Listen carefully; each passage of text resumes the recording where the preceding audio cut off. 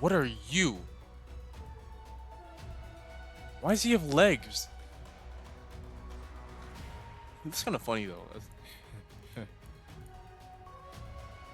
do you have legs, bro? What? Alright. Might have to get some core dust to lower the deficit later on. Yeah. I'm at the target location. Oh, we're back to Eden. Coolio. Hi, Snow White.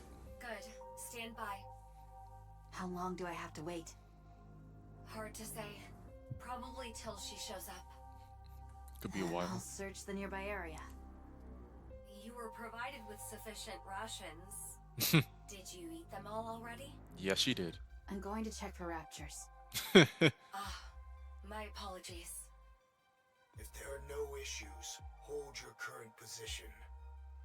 If you miss each other, it'll only complicate things. I don't have time to waste here. I'd rather use that time to take down even one more rapture. I agree with you, but there's also no need to cause a commotion. True, you are by the If lift. you engage, the noise could draw more of them. Snow White fires her rifle. Explosion occurs in the distance. One down. Of course. Great. Other raptures in the area heard the gunshot and are converging. Just as I wanted. Is that, yeah. Don't even think about it. Withdraw from that sector. Any unnecessary engagements. She's not gonna listen to you, Johan. Snow White fires her rifle again. Another explosion occurs in the distance. A cloud of dust heads straight for her. Sorry, I didn't catch that. What did you say? Cecil, Yes? stop using the operation device. Switch all communications to messaging. Yep, yeah. Why? It's not gonna work anyways. Watching this is making my blood boil. Don't let it get to you, Johan. Yes, calm yourself. Patience is a virtue. Are you rage baiting now? You're the one who needs to calm down. Raptures incoming. Numbers are... Johan, look at this. Oh, that's a new What background. is it? Sorry, real quick. That is a new background, yeah. Just look at the approaching raptures. Dude, look at the lift, man. That's, man. What the hell is that? What is it? Tell me. Use your eyes and see for yourself. Very well. Snow White looks at the raptures forming in. They're no different from the raptures she always encountered. Assuming Johan and Cecil are just overreacting, Snow White takes aim. She waits until the raptors are within maximum effective range. As the lead raptors come to range, Snow White pulls the trigger. No, she was about to pull the trigger when the frontline raptors explode into smithereens. What was that? I didn't fire. It came from behind. Behind? From behind? Oh, is it The Nayuda? shot came from somewhere in the rear of that swarm and hit the ones in the front line. Why? No idea. Could they be infighting? No, Probably raptors not. are brainless idiots.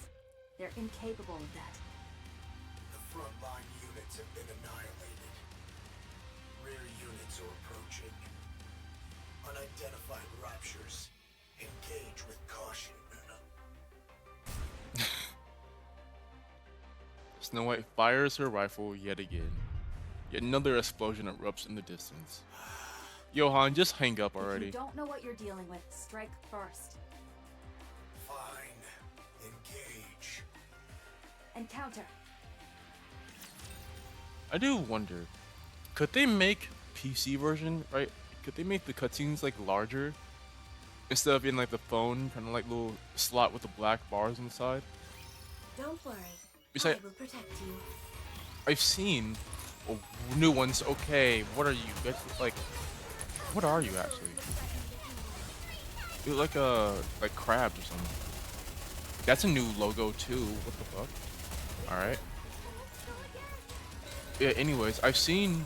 That's a new raptor. What are? Okay.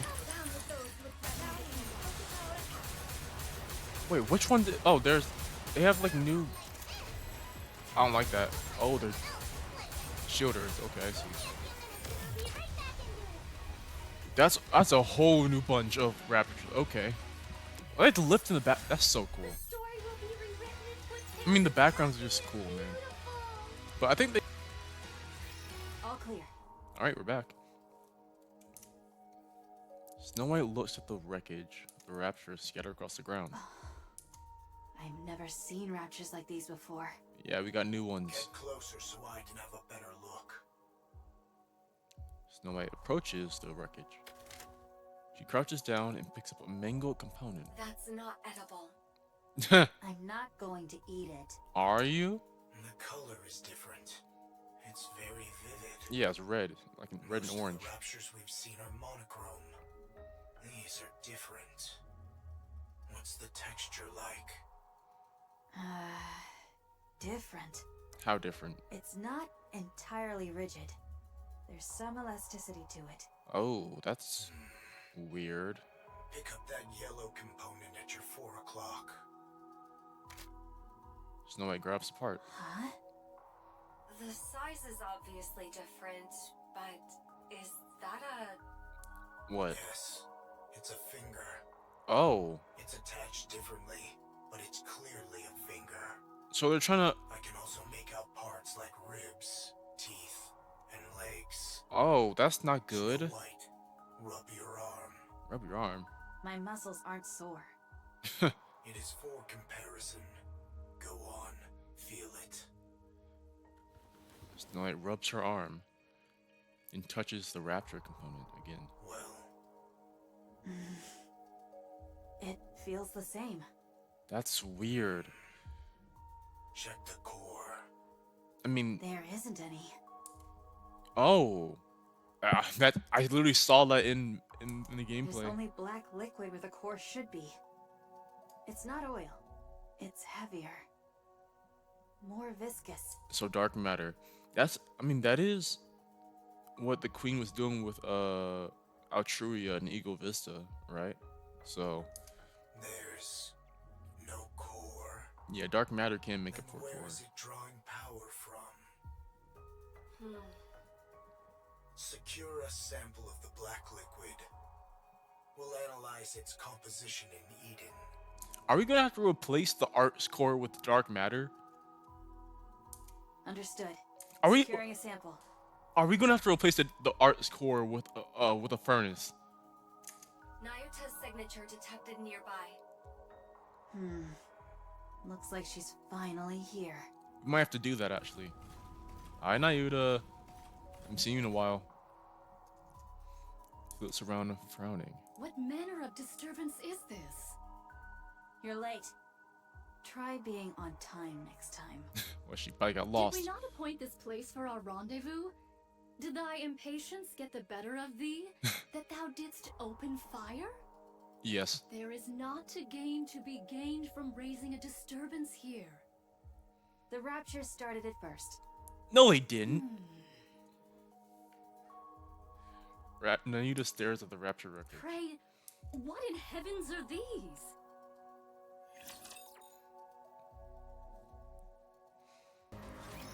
This spot shall serve admirably. We've been here 'Tis before. inconspicuous, and affords a most advantageous vantage point. We've been here a lot of times. What are you playing at, Monk? Why did you insist on meeting near the lift, of all places? You couldn't pick a more dangerous location if you tried. Yeah. It's a fair distance from the main structure, but that doesn't mean we're in the clear. I am not oblivious. You are exceedingly given to quibbling. Would I summon White Snow hither without due cause? Explain. Since the encounter with the Queen, I dispatched my remaining replicas to reconnoiter places of import. Wait, you have more clones left. Probably, yeah. Not combat units proper, but Ah. adequate for reconnaissance. Okay. I see. Oh. Nevertheless, My replicas have scouted locations upon the surface deemed of strategic import. Alas, none evinced any reaction of note. Excuse me, sorry. Naisha silently raises her finger and points off in the distance. Man, look at that. It literally looks like an airport. You know what I'm saying? She gestures to a towering structure that seems to pierce the sky, the greatest construct humanity's ever created. The lift. Save for that place, the orbital spire. Okay. You're getting a special reading from over there? Indeed. Observe closely. One of your clones over there, or what? Lights kindle within. Venture nearer, and perchance a mechanical hum shall reach thy ear. No way. The orbital spire yet functions. Oh. The lift is... Oh, wait. That means the raptures we saw earlier are being produced there? I thought we... You speak of the new sort of raptures. That hath troubled me likewise. I thought it like cut off, right? Like Cinderella, like way back, right? Has it just been like on autopilot? Wait. Wait. I can't. Well, how did Abe's counter thing? How did that stop then? Did it like stop for a while and then it like eventually start doing it back up itself? You know what? It probably is that once the queen came down, got in Lily Weiss's body, right, and was like, all right, I'm gonna go back to the lift and start working on shit again.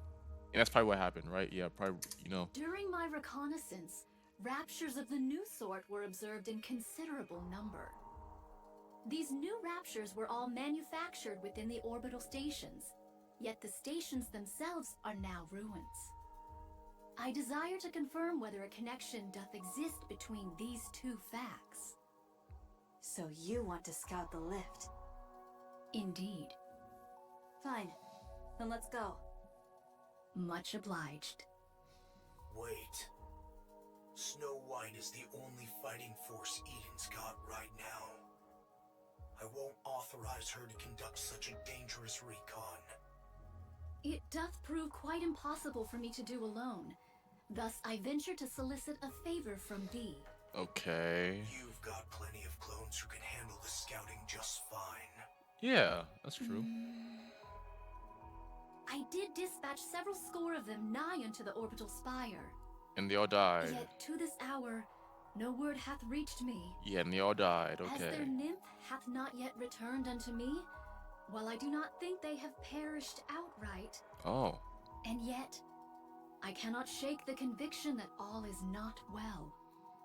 I desire to investigate that matter in my reconnaissance as well. So, they might be trapped or something? Put from thy mind the one who hath departed. Young Lady Isabel is gone. I know that. Proceed with extreme caution.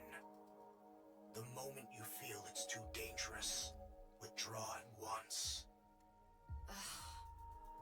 Understood. I shall bear that in mind.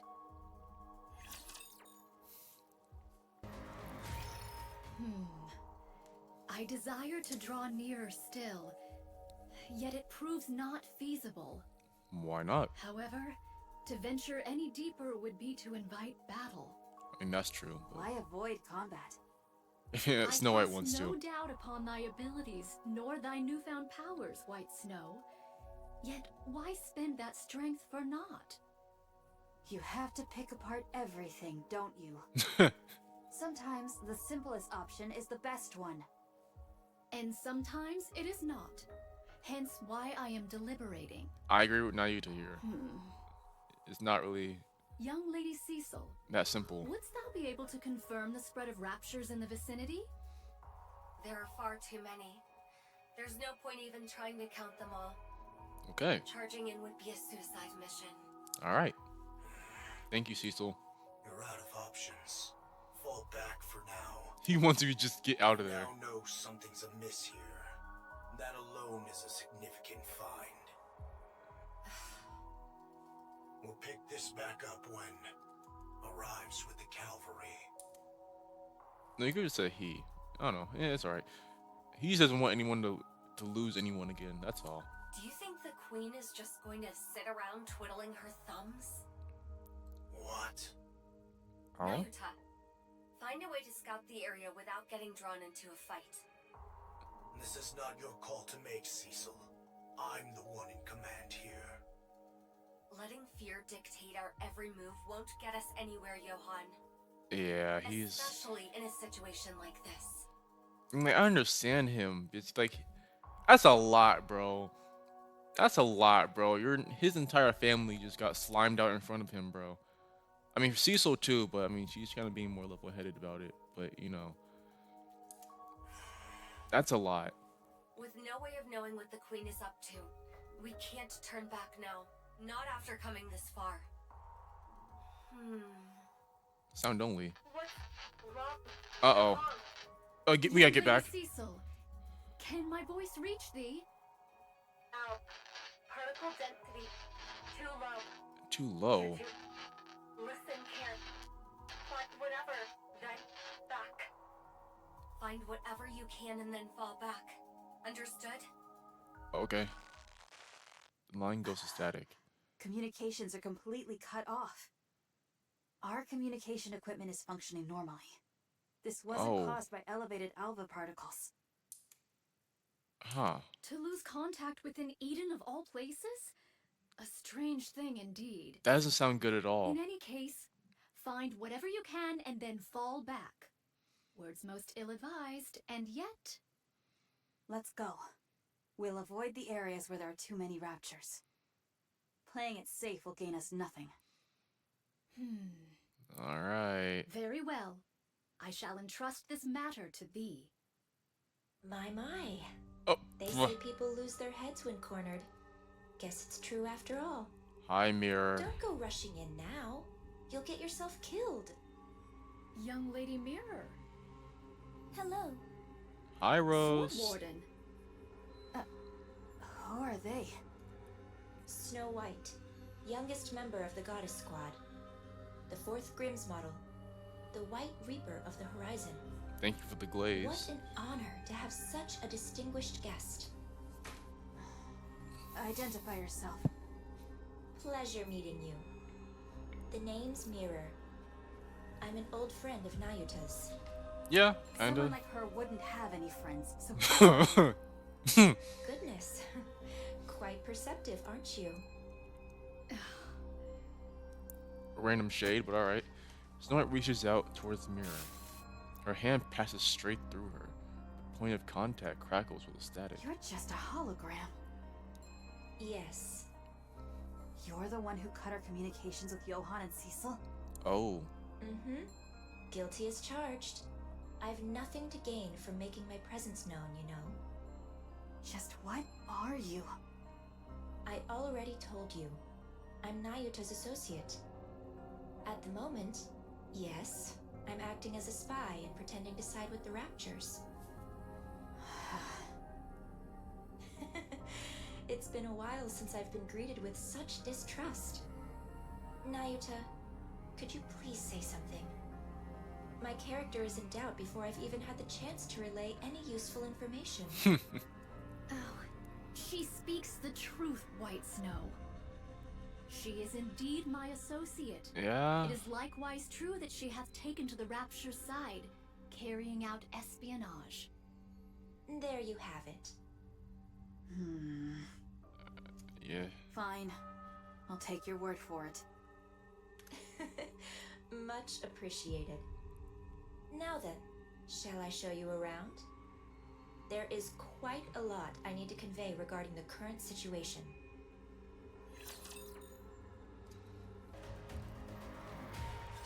After the Battle of Eden, the first thing the Queen did was roam around, surveying the surface. I mean, obviously, yeah. She looked like some legendary hero, wandering the surface, riding atop Stormbringer. Top I Stormbringer? watched to see how long she would continue in this vein. When she settled at the lift without warning, she began overhauling the derelict equipment within. I was right. Yeah, I was right.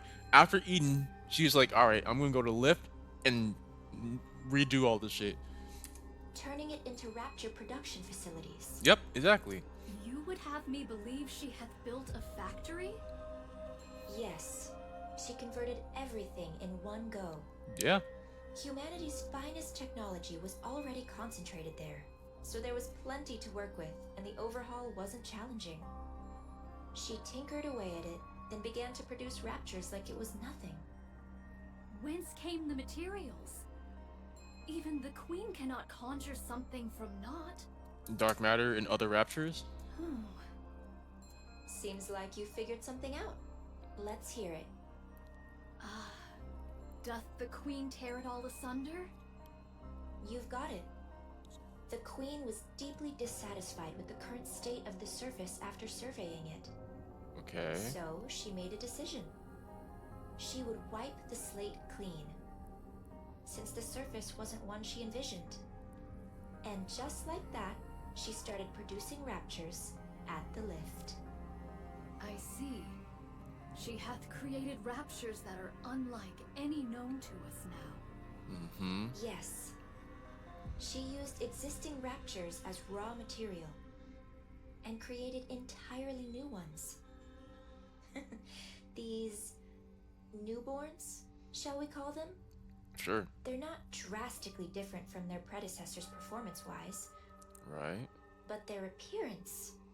Now, that's where things get interesting. Yeah, it's like They seemed to be imitating human body parts. also kind of seems like a little bit of animals too, maybe, but They're imitating NIKKE body parts, to be precise. But Really? visually, there isn't much difference between the two. I believe the battle at Eden brought about a significant shift in the Queen's thinking. She gathered Raptures and even heretics as a show of strength to celebrate her descent to the surface. But the bulk of her forces fell, and you all managed to pull through largely unscathed. largely, are you? Although Okay. things ended with her seizing the body of the strongest NIKKE, Lilyweiss, I'm sure that's far from a satisfying result to the Queen. Yeah, she probably wanted must to have just. concluded that the current Raptures simply weren't powerful enough, Yeah, she probably wanted to just completely wipe us out. So, yeah. and felt a generational shift was needed. Otherwise, she wouldn't have gone out of her way to create newborn Raptures modeled after Unique's. Mm-hmm. How repulsive. No core could be discerned in these newly born raptures. Then whence do they draw their power? From dark matter. Yep. Caliginous material. Good. They use highly condensed dark matter as a power source.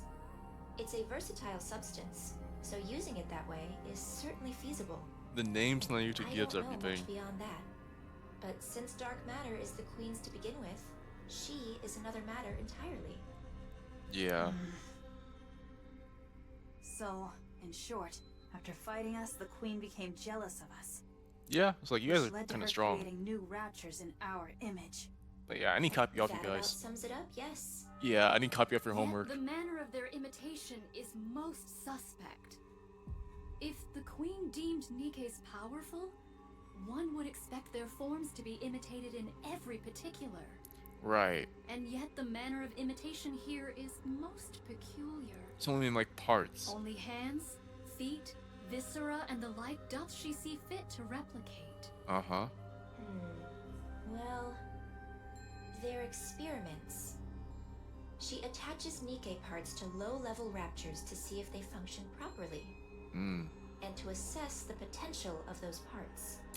That's like exactly what Leviathan was doing, actually, wasn't it? Yeah, it's like exactly what Leviathan was doing. Trying to create a queen. Interesting. If this be true, the queen's final intent is... That's right. To create a new heretic. Yeah. That's kind of funny, actually. So Leviathan theoretically could have created a new heretic. She just didn't have the technology. So she was on the right track, but she just didn't have the technology. Yeah. The Queen's so-called elites proved rather lackluster in the battle at Eden, wouldn't you say? Yeah. She wants to create a true elite. What's up, One Illiberalio? worthy of the queen she is today. Altruria. Hmm? What? How do you know about her? Oh, we fought her, sorry, yeah. We've met. She even transformed during our fight. My goodness. She really does whatever she pleases. Why are you mad She about was that? mimicking Rapunzel and Noah. That's right. The queen picked the ones who stood out most to her during the battle at Eden, and modeled her heretics after them. 2 have been created, and 1 is still in the making. Mm-hmm. You know a lot. Are we gonna third? Who are you really? What's your angle? I want a new queen. Why? And you told her this? Okay. Mirrorless the lift. Because I don't like the current queen. You're hardly the trustworthy type. That stings. Especially after I shared such valuable intel. But it's true. You must trust me. Uh-huh. I've been doing all kinds of dirty work at the queen's side to obtain this precious information. And I'm giving it to you with no strings attached. True, I Yes, guess. That's been bothering me too. What is your relationship with the Queen?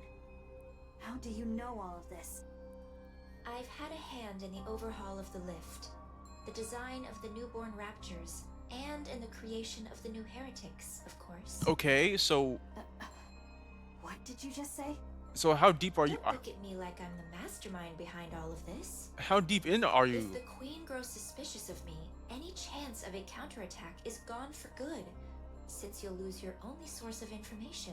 That's true. I'll tell you everything I know. And you'll use that information to kill the queen. Assuming any of what you're saying is true. Well, I believe it. What other choice do you have? Believe me or don't. That's entirely up to you. Frankly, I couldn't care less whether you win or lose. I'll simply side with whoever wins. How enviable to hold such clear convictions. Now, let's get moving. This isn't a place you can visit often, so take in as much as you can.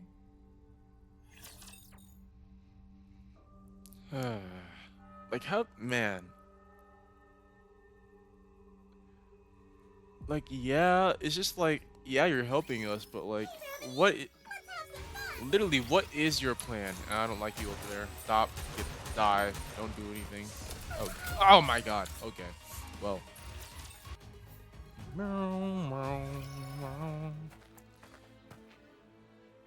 Oh, this song. Snow White and Naruto follow along the path and Mira leads them down. They get into a few skirmishes with raptures, but they are small scale. The commotion is not big enough to draw in additional raptures. Rose shares a brief exchange with Mira, who nods at her words. Then Rose slows down her pace and falls into step beside Snow White. Can I talk to you for a moment? Is this a bad time? You look like her. Scarlet. Of course. We were in the same squad after all. A squad that specialized in close combat, made up of mass-produced NIKKEs, right? Mm-hmm. You remember all that? I mean, that's her You have a friend. good memory. Those are recent memories to me. Huh. Well, yeah. Scarlet is alive.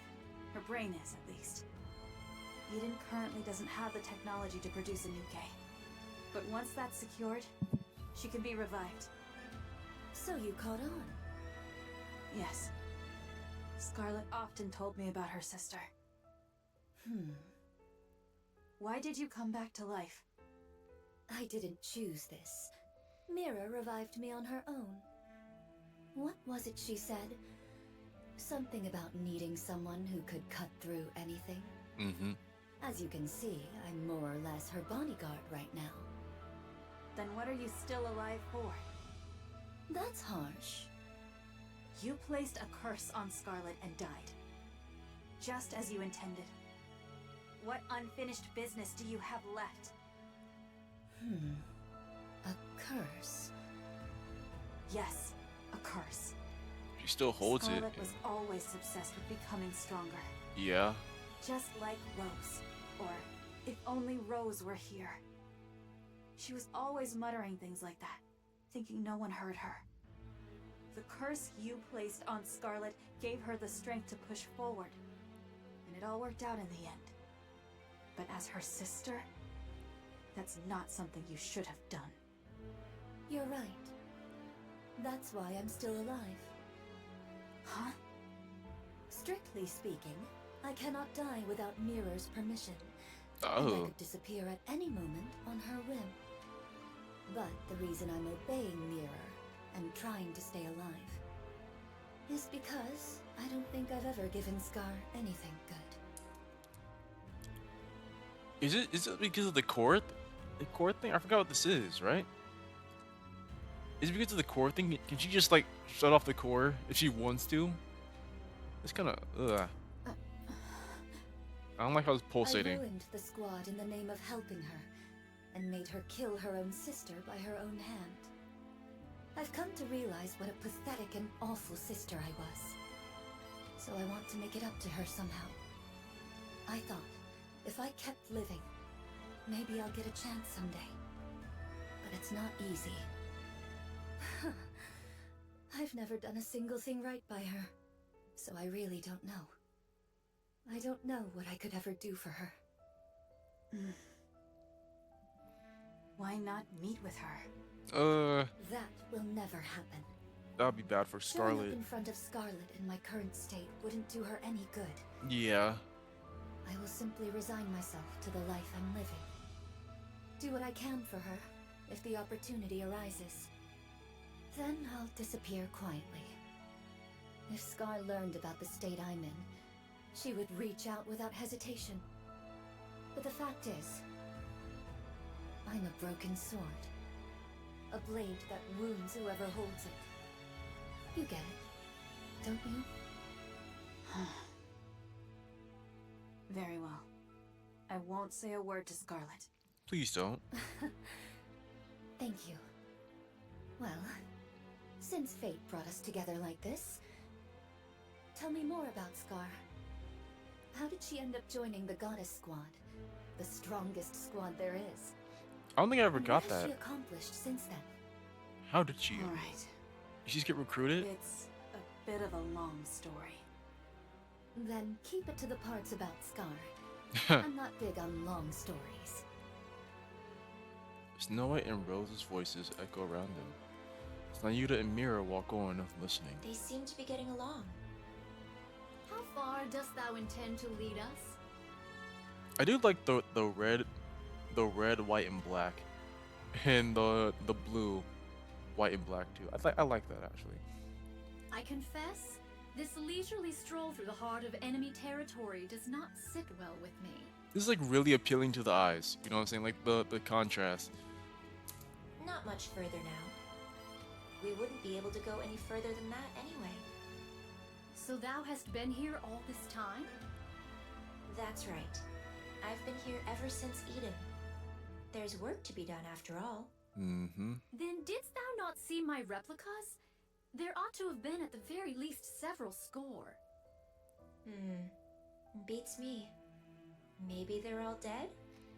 You didn't. When a replica doth perish, its nymph returneth unto me. Yeah, so they're not dead. Such a thing hath not occurred even once. Is that so? Wait. I haven't the faintest idea. Okay. Sure. I see. All right.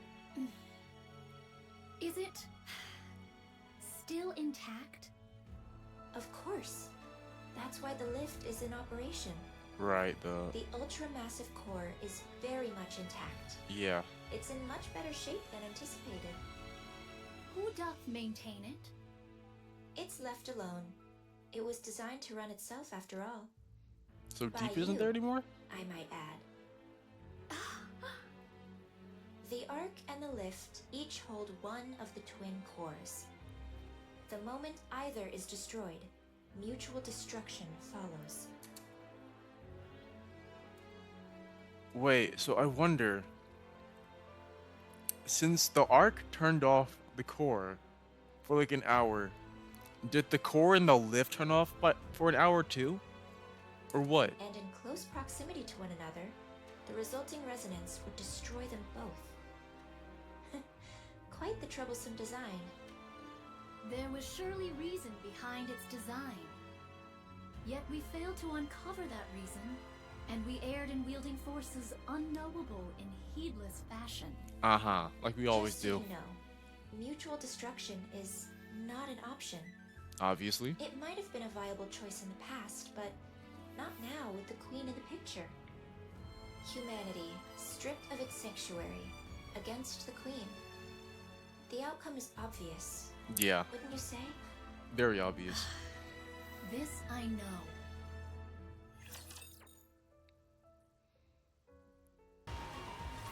Alright, this is as far as we go. Really? Not inside? I don't recommend going any further. Okay. We might get caught. By your efforts, we have come thus far without great peril. To know the lay of the land beforehand shall alone prove of great service. Take it all in before you return. That's the only way you'll even stand a chance of winning. Sounds like you're saying we'd lose if we fought now. Yeah. Of course. You have absolutely no chance of winning right now. You're lucky that the Queen is focused on rebuilding her strength now. Do you honestly think you could stop her if she went after Eden and the Ark this very moment? No, we could not. Yeah, no, no, not really. While she gathers strength, you must do the same. By any means necessary. I'm backing the losing side here. Siding with the Queen would make things so much easier. And yet, I'm going this far because I genuinely want you to win. So you can do stuff for me. So please, don't disappoint me. Talk is cheap. Give us something useful to work with. Alright, Snow White. Fine. That's the reason I brought you here anyway. Rose? Yeah? All right. Rose heads to a corner and proceeds to perform a particular sequence of steps. Oh! Hast thou brought us thus far merely that Sword Maiden might unveil some secret dance techniques?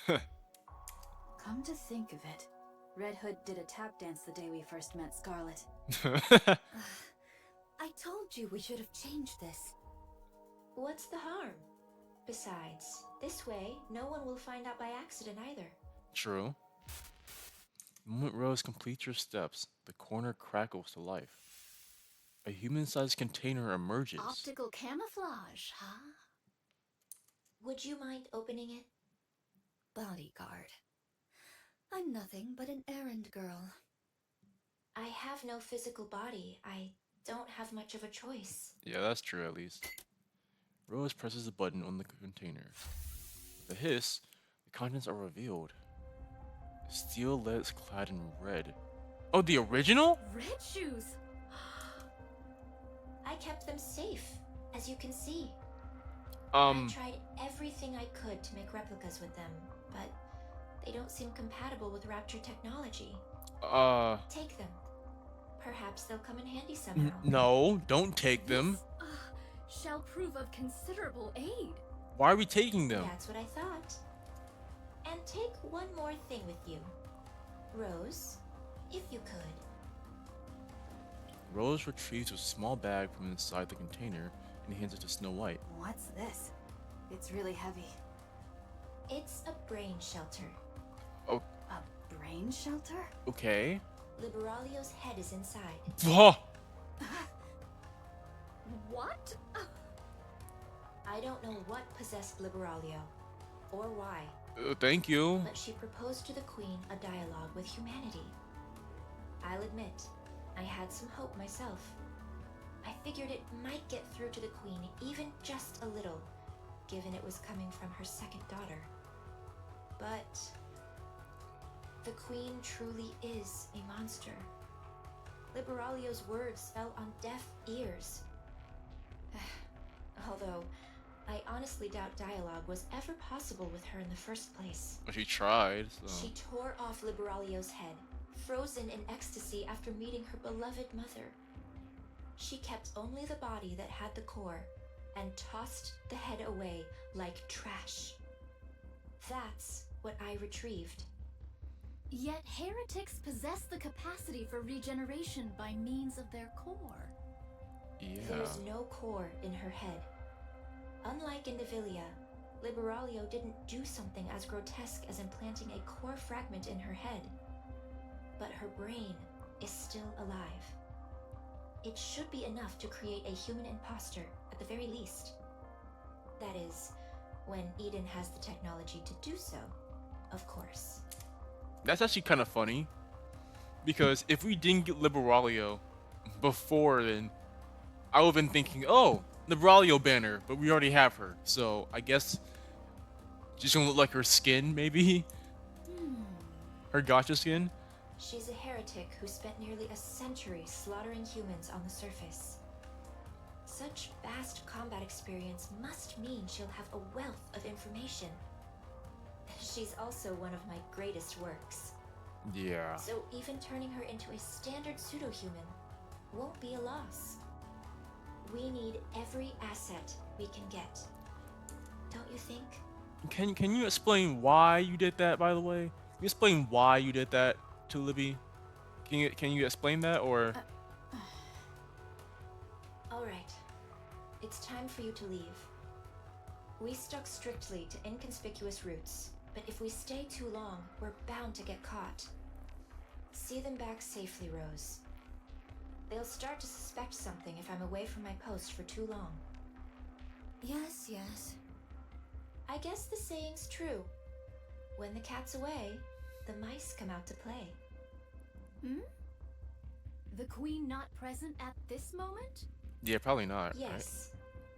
Remember how I mentioned those new raptures use dark matter as a power source? Right? Mm-hmm. She's gone to gather some. Ay. Ay.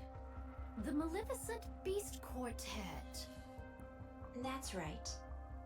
She went to steal the dark matter that the four beasts painstakingly scraped together. Right. Right. That's not good at all. That's, oh boy.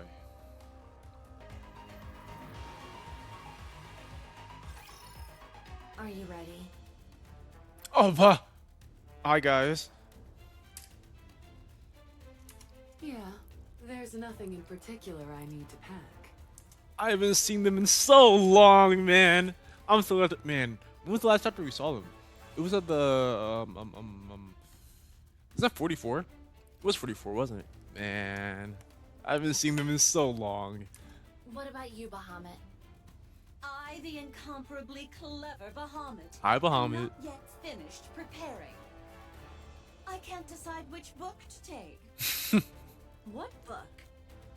Don't you know? Books are nourishment for the mind. No matter where one goes, books are an absolute necessity. Mm-hmm. Bahamut. Why are you always reading books? Knowledge is a weapon, Levi. One must always keep it sharp. You don't learn anything. Your knowledge is a weapon, all right. Something you swing around that leaves people dazed. Precisely. It's gratifying to be surrounded by fellows who truly understand. Mm-hmm. Where's this at? I'm surprised you actually agreed to help the young man. I promised him I would. And from what I hear, something major happened. Come to think of it, you visited Eden before, right? So you're already familiar with this place? Sure, I've been there before. But I doubt they'll welcome me with open arms. What did you do? You didn't even do anything, Let's really. just say we got off to a rocky start. Oh yeah. We're doomed. We'll be lucky if we don't get intercepted along the way. Well, the young man probably gave Eden a heads up already. We should be fine. Yeah, I guess it'll be fine. It'll be fine. right? Yeah, I'll be fine. Why are you nervous? I mean, kind of. I don't blame you. We've kept to ourselves this whole time without dealing with anyone else whatsoever. If it weren't for Grave, that might still be the case. Grave. Still, we got along well enough with Enichiro's group and the young man's crew, Oh, right. even if it was only briefly. I forgot that's how we met Behemoth, through Grave, yeah. Eden won't be any different. True. You're right. First meeting jitters are perfectly natural. True. But conversation is the cornerstone of evolution. New encounters beget new dialogue and the exchange of new knowledge. I, the brilliant Bahamut, can hardly contain my excitement. I await the magnificent moment, my profound knowledge, and Eden's converge. I don't think they will appreciate it. Are we seriously taking her with us? I'd say a fight's liable to break out before long. We have to bring her. What choice do we have? What choice do we have? What's taking those two so long? Yeah, they're running pretty late today. Is this an only one?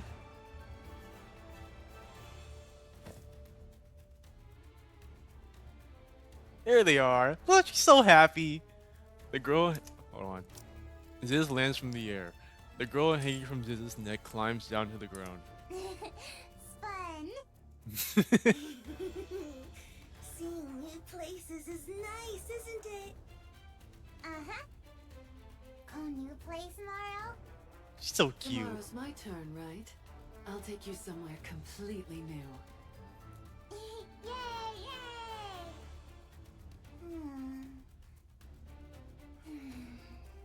You okay? Was she sleepy now? What's wrong? I, the erudite Bahamut, shall enlighten you.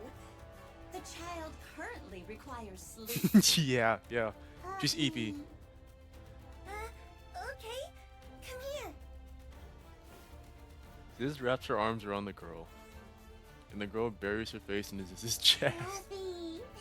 Feel good. Oh. Really? Huh.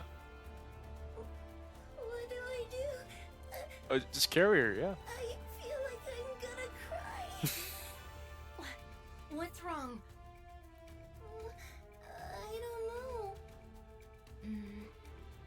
Are you all packed? Packed? For what? We're leaving today, remember? Oh, right. We were going to Eden. I forgot. Hurry up and get ready. I'll hold her. Oh, wait. Okay. You guys can get going. Come here. Hold on. The queen's coming around here, like, right now. Leviathan reaches out towards the girl and nestled in Ziz's arms. She stares silently at Leviathan. Her gaze travels down towards Leviathan's chest. What? No way.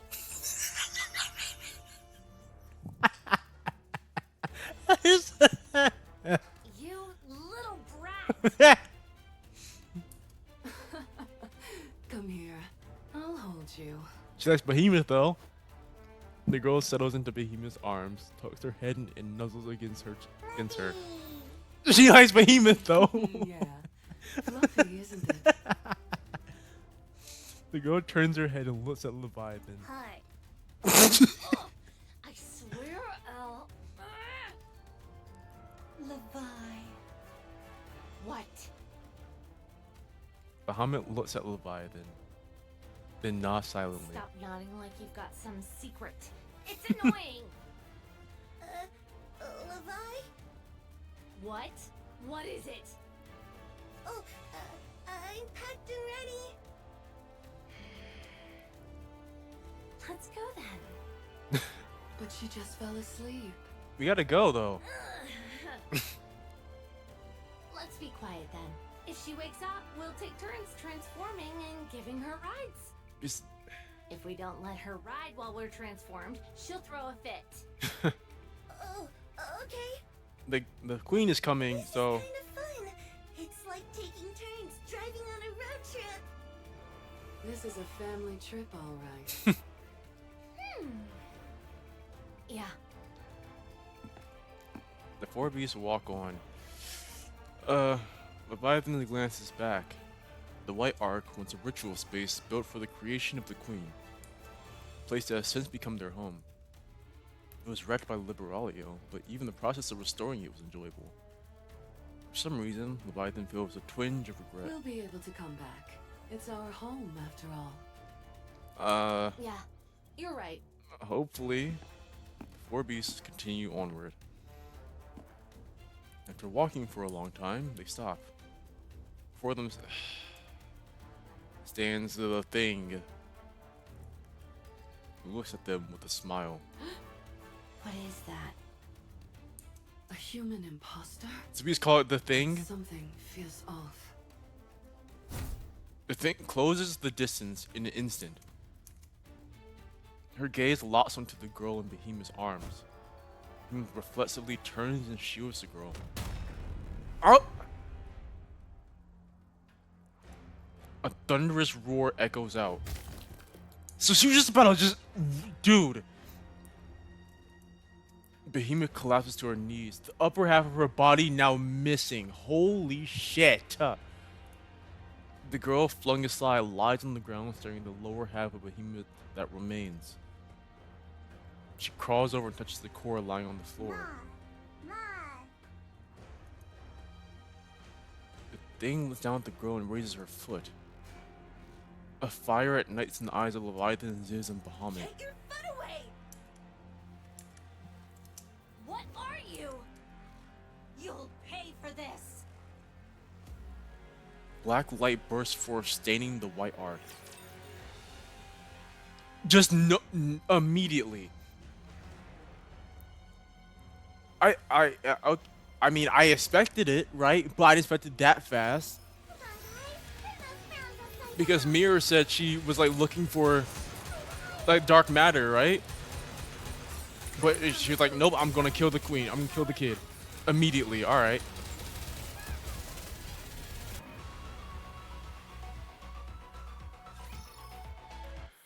Oh boy. Oh no. Oh no. Oh no. Did they get off-screened? Son!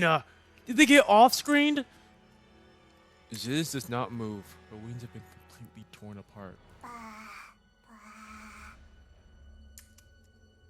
Bahamut is motionless. Half of her upper body is vanished.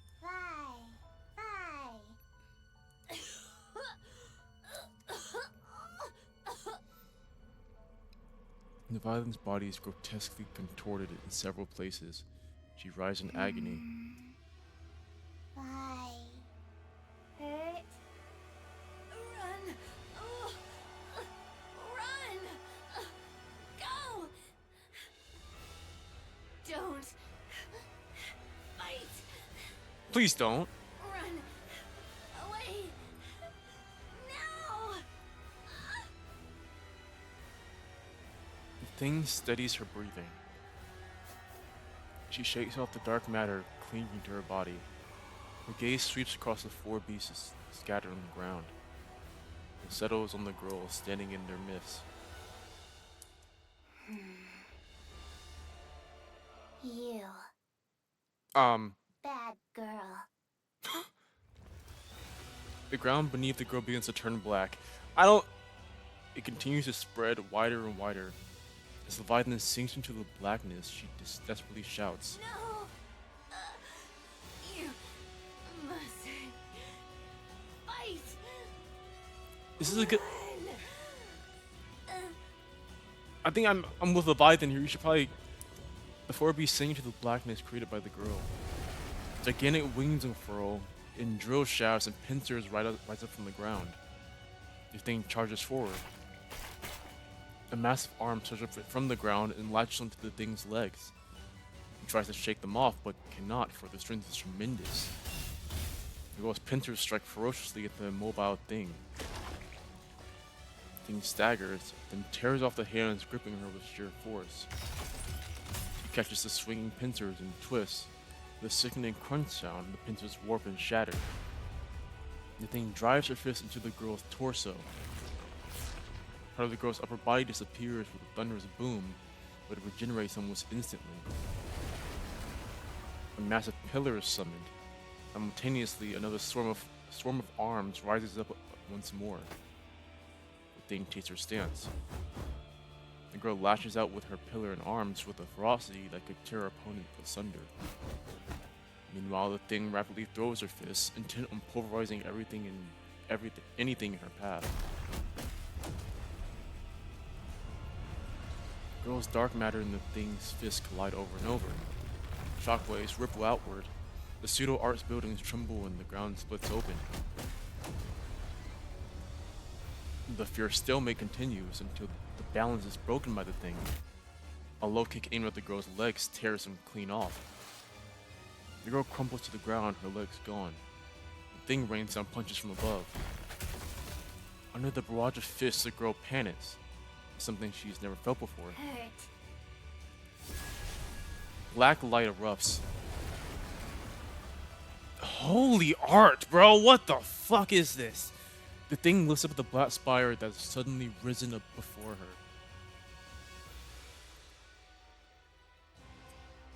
This shit is beautiful, man. What the? Beams of light pour down from the spire, and black thorns rain down like a storm. The thing swiftly evades the projectiles, but it's useless. There's simply too many of them. A beam catches her in the torso and sends her staggering. The attacks that have been spreading in all directions now concentrate solely on the thing. For the first time since inhabiting this body, the thing adopts a defensive stance. Beams of light and black thorns crash down upon her. After raining down attacks for a long while, the girl looks downward. The thing is on one knee, staring up at her. Die. That's my daughter. That's my fucking daughter. I love you so much. You're so good at this. I love you so much. Massive pincers, pillars, and drill shafts burst from the spire, all of them pointed downward. Can we get a... I want this expanded, bro! The thing looks up at the colossal black spire looming before her. She shifts her gaze to her own body, then back at the spire, then back to herself. Fury spreads across her face. At that moment, Leviathan comes flying out of the black spire. Enough. No more fighting. I mean, she was doing pretty good, but if you wanted to run, yeah. Die. The girl points at the thing. Bad girl. Die. No. Don't kill her. You know, Leviathan, you're good. Good job. Good job. You don't need to do that. Leave the fighting to us. I like you, Leviathan. See, that's why you're the leader. So just stop. Don't get her to kill anything. All you have to do is sneak bites of grilled fish, hitch rides on us, and go for walks. Just snuggle up and sleep in our arms. You don't have to fight. She hurt you. Bad girl. We're fine. We're not hurting anymore. So don't. Let's just go. Let's go. Okay? Okay. The black spire disappears and the four beasts are left floating in midair. Yeah. His wings spread wide. He carries everyone and quickly takes flight. The thing watches him go with fury etched across her face. We almost died back there. You kind of did. Even after transforming. You kind of did die, so... What was that thing? It looked like a pseudo-human. It certainly had the appearance of one, but it was unbelievably strong. What even was that thing? Even I, the ever-astute Bahamut, cannot say. Not Yes. Yes, you saved us. Thank you. Uh-huh. I call bad girl. No more fighting, though. Okay? Yes. No. What do you mean Don't no? you dare do it. No. What the? Ugh! This kid is getting more defiant by the day. Who hurt my sisters? I'll kill them all. Don't like you hurting. Don't like bullies. All the same, I don't want you fighting. Please? Okay, I love how he said that. please? Okay. Maybe. Maybe.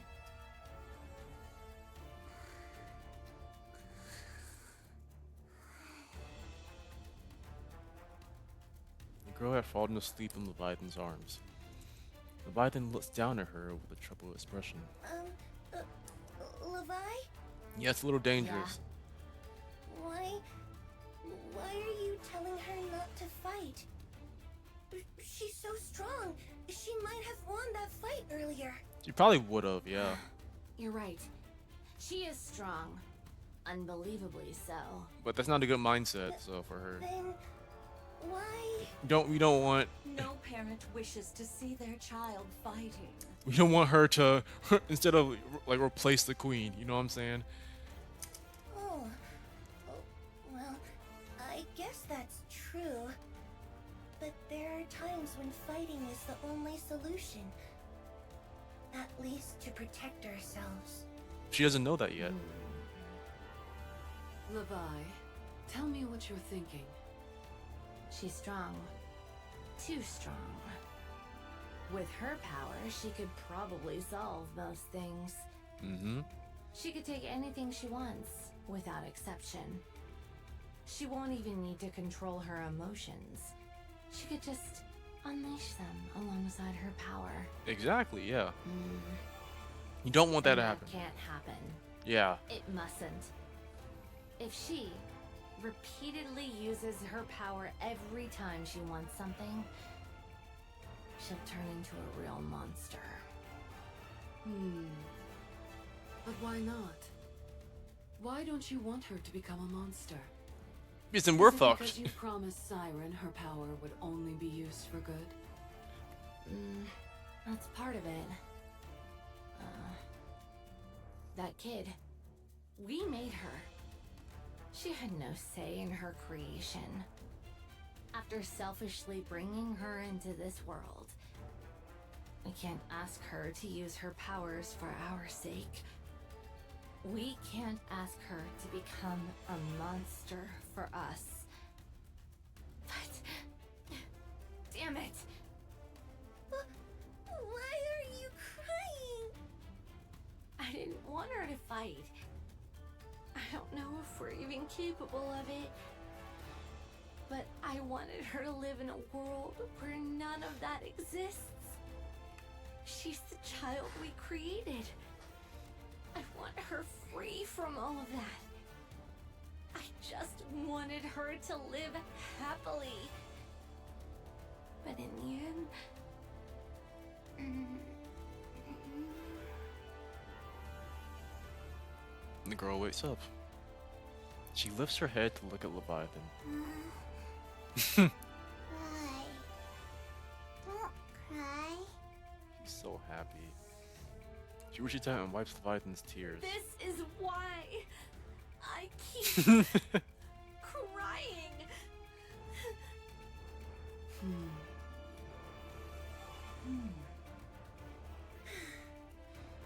The child will grow up right. She won't become a monster. Ever. Yeah, we can do it. Let's make sure of that. Do you know what distinguishes a monster from something that isn't? It's the presence or absence of knowledge. Yes, Muhammad. I, in all my astonishing wisdom, will impart all my knowledge unto this child. I'm okay. Don't do that. I shall personally see to it that she becomes a person of intellect. Don't do that, please. Oh, she's doomed. I can already tell this is going to end badly. Well, I think she's doing all right for right now. From what we see, she's at least talking, right? Somewhat. Okay, well, Into bubbles. guess we'll try Rappy and Alice first, but and we're back to Nayuta in Snow White. You look like you have a lot on your mind. Ah, well, indeed. Feeling pushed around by Mirror? Hmm. It can't be helped. You lost so many of your clones since that day. All of you lost a great deal of strength. Meanwhile, the Queen got a clean slate. Yeah. And Mirror's been glued to her side, watching everything unfold. Well, the Queen just got her ass beat, so it's. I guess it kind of balances out a little bit. There's bound to be a gap in our intel, don't you think? Mirror wants to see where things are at for you all. Whether you truly have the power to stand against the Queen. Stand against her? No, we're going to kill her. She wants to make sure it's not all talk. If you have what it takes to be the ones who kill the Queen, Mirror will offer even more help than she does now. But if you're not... Probably abandon No you. doubt Yeah. she shall cleave to the Queen's side without a moment's hesitation. Yeah. That much I know. Right. So don't disappoint her. She's devious, but incredibly capable. Having her as an ally is always an advantage. Art thou not speaking rather too much? Oh, don't you worry. Mirror probably sent me to see you off just so I tell you all this. I mean, she is her own person She too, loves so. making others do the talking for her. Well. She fancies herself a puppet master, pulling strings from the shadows. She's devious to the core, that Mirror.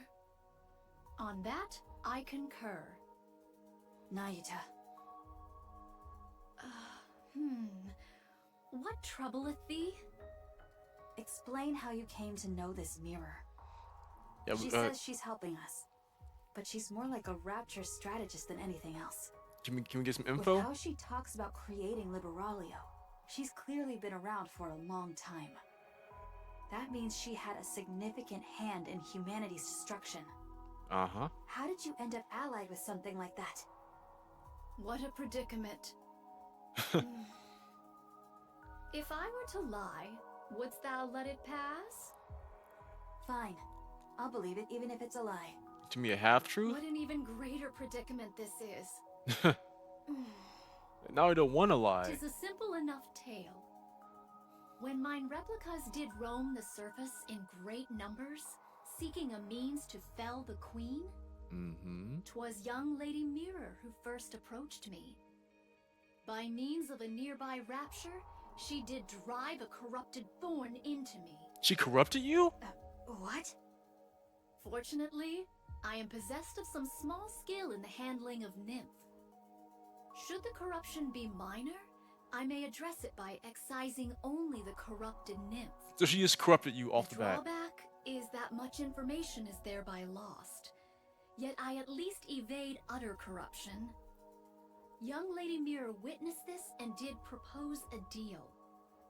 Having observed mine replicas that did linger nearby and the treating of my corruption, she divined the extraordinary nature of my ability and put forth her proposal. 'Twas a deal to strike down the Queen together. I knew full well the sort of being young Lady Mirror was. How grave a threat she doth pose to humanity. How much suffering she hath wrought. Even so, I joined hands with her. Why? I coveted the knowledge too greatly to forego. However many replicas I may possess, there is no means of learning the Rapture's inner affairs. Yeah? Thus I joined hands with her, and much was brought to light. 'Twould be a falsehood to claim I felt no self-reproach over that decision. I mean, you need the info, Even so to secure victory, I shall stoop to any deed. you do need Any that, deed so. whatsoever. I had thought thou wouldst speak of the path to victory, yet thou dost refrain. How unexpected. And are you sure you're okay? No, she's not okay with it. Very well. I respect your decision. Many thanks. We're here. There's an underground tunnel from this point that'll get you out quickly. Stay safe. And if Scarlet happens to wake up, don't mention me. Or if they fight That Gravedigger matter will not be resolved so swiftly, but very well. instead of All Eagle of you, Vista. get moving. Hey, where'd you come from? Ego Vista has caught your Damn. Damn it. Damn. Well.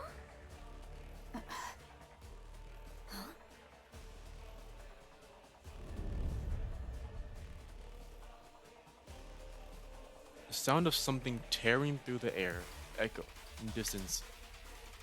I like this song. I'm gonna love this song. What sound be that?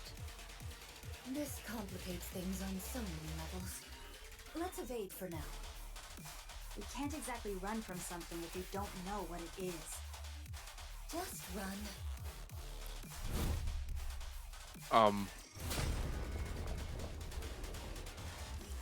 What do you look like? Something enormous slams down. The ground splits and nearby buildings collapse. Snow White stares at the massive wall blocking her way.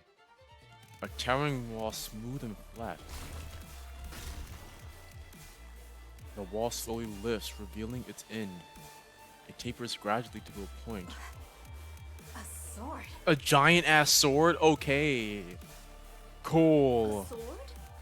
A sword, you say? This? This? The gigantic sword swings again. This time it comes down, aimed directly at Snow White. 7 Dwarfs unleashes fire. An explosion hits the descending blade, knocking it off course. Snow White quickly takes the higher ground. Beyond the dust cloud, the vague silhouette of a giant approaches slowly. A sword strike? From that distance? You just throw it, or what? Snow White stands ready with 7 dwarves, waiting for the dust to clear. As the dust thins, the giant silhouette appears. A wide-brimmed hat, a single sword, wings on her back. Snow White stares vacantly at the form, an unmistakable imitation of someone. And just like Altruia, this doppelganger before her develops a great sense of rage in her. This is sacrilege. A desecration of her comrades who risk their lives in battle. Snow White's eyes blaze as she clenches her teeth. Without any further hesitation, she unleashes her attack. I'll kill you! I'll kill every single one of you!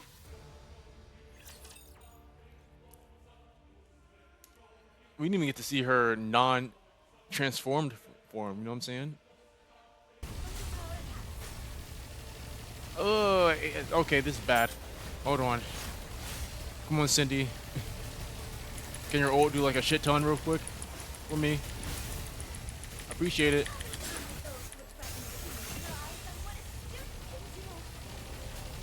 Come on, please! Oh, thank God.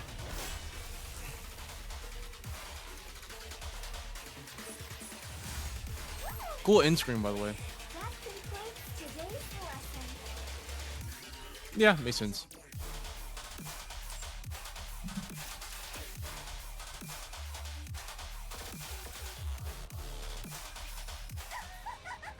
That's how you look like? I actually like that. I actually like it. Wow. Wow. I actually really like this design. A lot, actually. That's better than I thought. Splendid.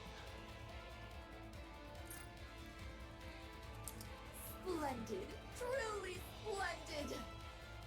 Never have I fought so earnestly. Not since the day of my birth.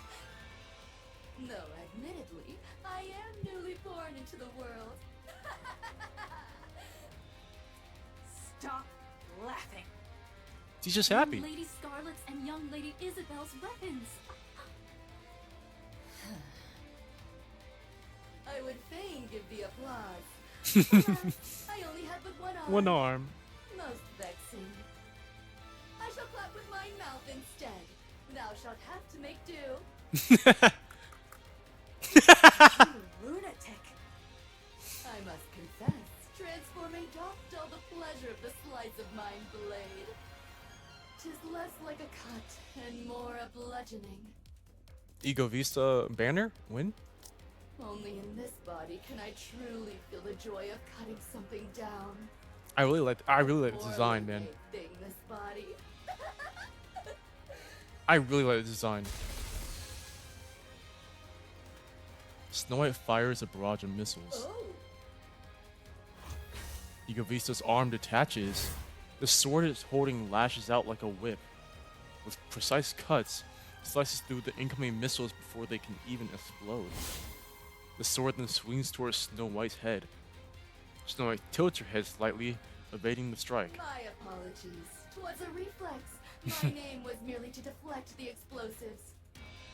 Though thou art not blameless either, attacking in the midst of conversation. Doth such conduct not violate the way of the sword? Spare us the falsehoods. 'Tis plain to any soul that strike was aimed with intent. Nay, nay, 'twas a mere mishap, as I said. Yes. Ego Vista vanishes. Then lands between Nayuta and Snow White. Ambushes are not my specialty. The sword swings wildly. Nayuta and Snow White both block and evade, but are grazed and sliced. Blast! Ah, Precisely refined close quarters combat. Neither Snow White or Nayuta have experience against a sword-wielding opponent. They couldn't have. Against Raptors, gunfights are the standard. Some Raptors do engage in close combat, but their attacks are nothing more than straightforward physical aggression. But Ego Vista plays mind games. He targets blind spots and vital points. Nayuta knows self-defense, but not at level to face a master like this. Against the master of the blade, neither can mount a single counterattack. Sword meets sword. Rove spots Ego Vista's strike. well, well, if it isn't Mirror's puppet, what exactly dost thou think thou art doing? I gotta look at. The hand is throwing me off a little bit, but it's like, yeah, it's like really, I don't know what you call it, like it's like stuttering or some shit. I don't know what you call it. I forgot the name. I really like. It's so weird because I really like the top half, but the bottom half is kind of it's kind of iffy for me. So I like the pink and black. I really like the pink and black. That's really good. And the eyes are cool. Her eyes are cool. She looks cool. Her hat is cool.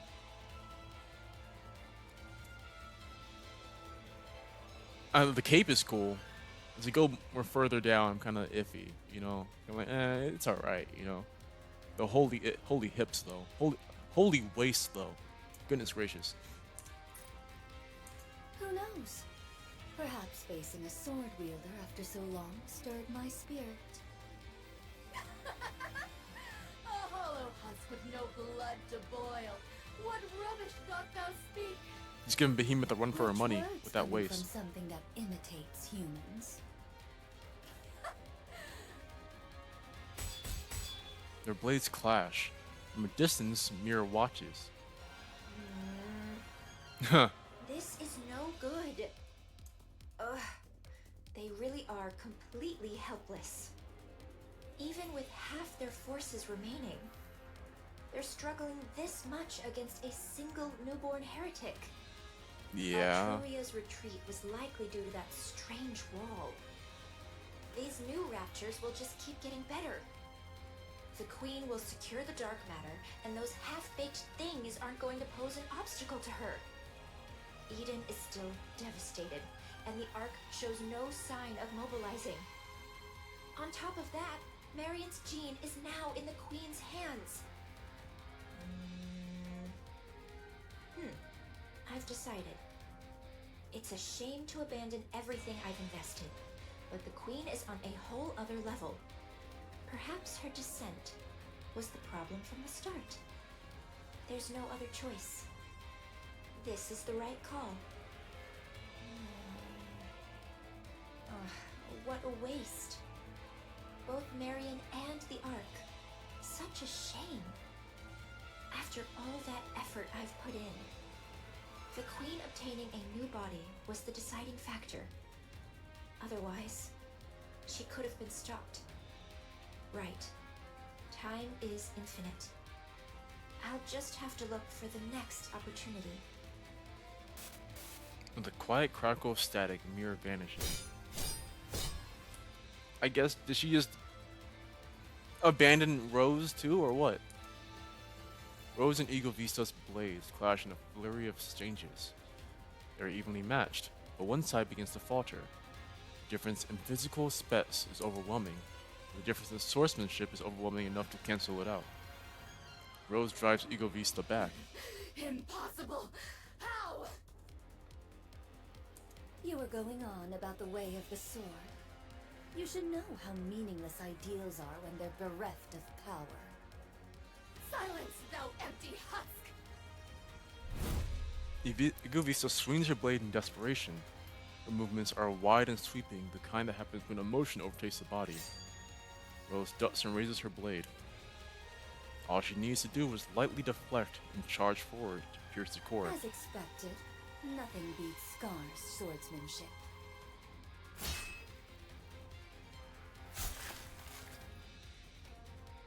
Eagle Vista's blade drives deep into Rose's upper body. Rose collapses. A pity. The sword was too worn, too frail to endure my strikes. That it should end thus, I find it nothing short of regrettable.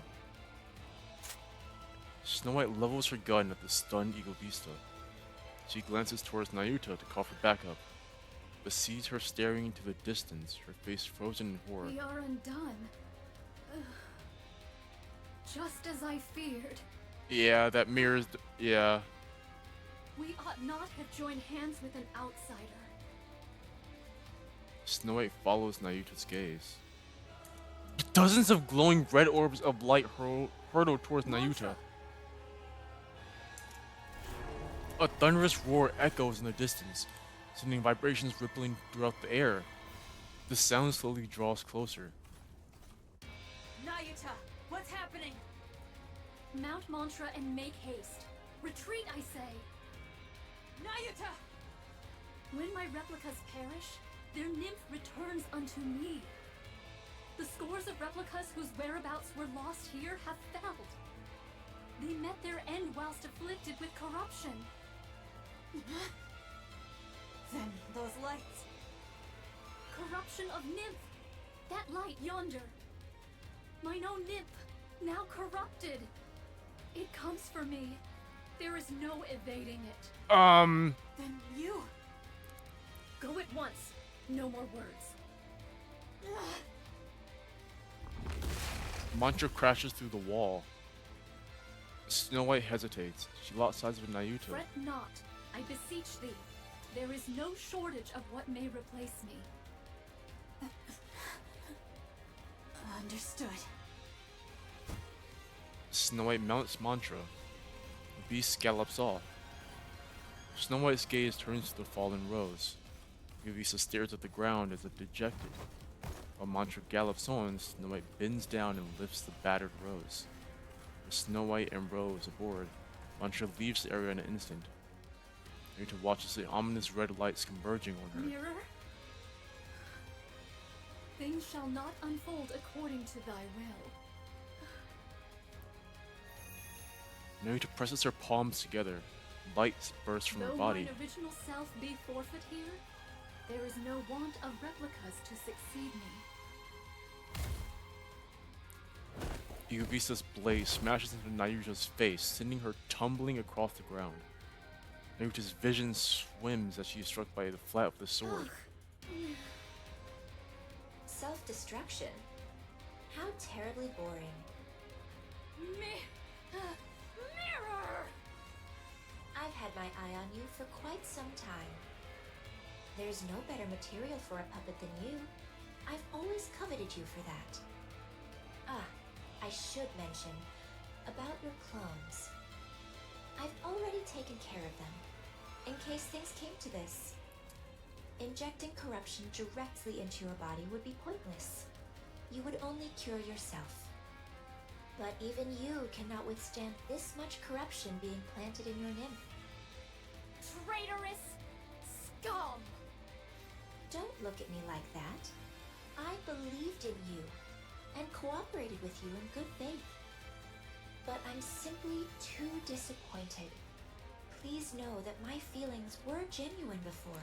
So we traded out Nayuta for Rose, essentially. Okay. Alright. And Vile wretch! I swear I shall! Sorry, but you should know. I'll do whatever it takes to win, too. the red light enters Nayuta's body. She struggles, but goes still after a moment. I did not expect corruption to have an influence this late in the story. You know what I'm saying? The last time someone got corrupted was like chapter 17 when Matisse did. That was the last time someone got corrupted in main story. This is like good man. A short time passes. The red-eyed monk rises to her feet. How do you feel?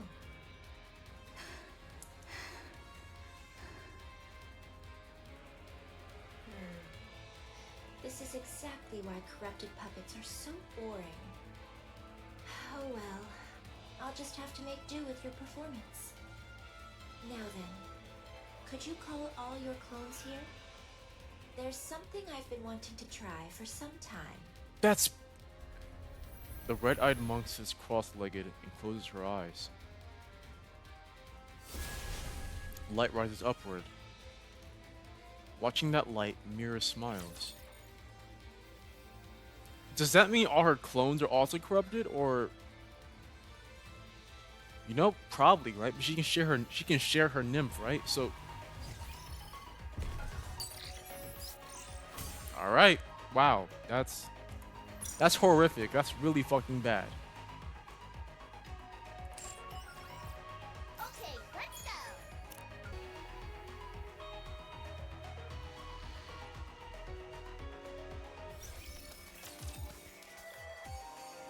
Where are we at now? A few days later in Eden. Is everything good, Johan?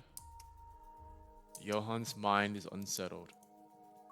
Since the battle with the Queen, there had not been a single day his heart has been at peace. That painful defeat weighs heavily on him. What happened afterward only made things more complicated. The corruption of Nayuta's true body. This is devastating. Yeah. It'll be fine. Knowing her, she'll come out of this like it's nothing. And it's the fact that Nayuta knows so much, too. It's also that she knows so much about us, about Eden, about literally everything, bro. So that's just not good at all. Then right on cue, she'll waltz in looking smug as ever. Hopefully. That's But cope, you though. said she was corrupted. Yeah, Even that won't be a problem. I believe in Nayuta. that's a little much. It's a little cope. I can't tell if that's trust or just blind optimism. Yeah. She may not have always told us everything, but she's always been thinking several steps ahead, and we've benefited from that numerous times. So things will be all right. I trust her. I wonder if Neon can help her out. I wonder.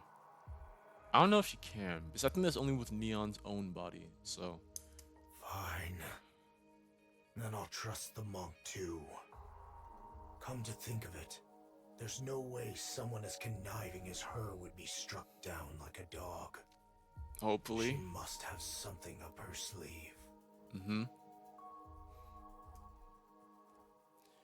The Rapture strategist called a mirror. The newborn Raptures the Queen is said to be creating. New heretics like Altruia and Ego Vista. There may be even more. There probably are. The Braulio, who arrived in Eden with only her head remaining. Rose, severely damaged, now unresponsive, with only her brainwaves still active. That's so crazy. Now we have... That's 4. We have 4 NIKKEs to make now. We got Scarlet, Rapunzel, Liberaglio... Sorry, 5. Scarlet, Rapunzel, Noah, Liberaglio, and Rose. We got 5 now that we need to make. An unidentified weapon dubbed Red Shoes. So many new and unfamiliar things keep converging in Eden. Yeah, Johann is conservative by nature. He's not accustomed to accepting things he doesn't have a full grasp on. His years spent on the surface have only pushed that tendency to an even greater extreme.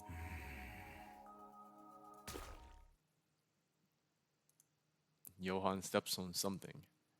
He frowns and slowly lifts his foot. A sticky black liquid stretches between his boot and the floor. Johann's head hurts. He's afraid to open the door before him, but he can no longer ignore the noise coming from outside. After taking a short breath, Johann opens the door. Hey, I told you not to eat every single thing you find. Excuse me. Who? Was it Ziz? Huh? No, it wasn't me. Then who was it? Oh, sorry. I gave it to her. Was I not supposed to? She refuses to eat her meals because she keeps snacking all the time. Come on. Kids should be able to eat what they want. You can't go through life just doing whatever you want. Sometimes you have to do things you don't want to do. Just eat proper. Wow, you're being all philosophical all of a sudden. This is certainly heavy. See? It's too heavy for you to lift, isn't it? I said it was heavy. I didn't say I couldn't lift it. Oh? Wow. A pseudo-human like you could lift my pincers? It's no big deal. It's your turn. You want me to lift your weapon? I could do that with one hand.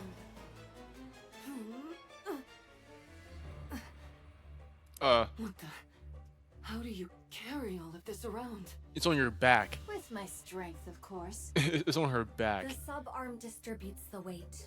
There's no way you could lift it with strength alone. You little liar. Even if the weight is distributed, I'm still lifting it with my own strength. Mm-hmm. A valid point. The total weight doesn't change simply because it's distributed. Allow me, the ever-astute Bahamut, to enlighten you. Don't. It's called the law of the totality of mass. Is she right? There's no such law. Okay, thank you, Cecil. I was mistaken. Was it the law of weight conservation? That sounds valid. That's not a thing either. Okay, thank you, Cecil. And what would you know about that to act so smug? Don't underestimate the brilliance of my intelligence. You know she's the smartest in the room, right? Pardon me, but what are you reading? A blank notebook. It used to be a book, but it became blank. I, in my infinite wisdom, absorbed all the knowledge in it, rendering it blank. Yes. I've never heard of such a thing in my life. Wow, check out her forehead, Cecil. So smooth. Hey! Don't touch my forehead. Goodness, you could practically use it as a mirror. Shiny. It's blinding. Stop bullying Leviathan. Ow! My eyes!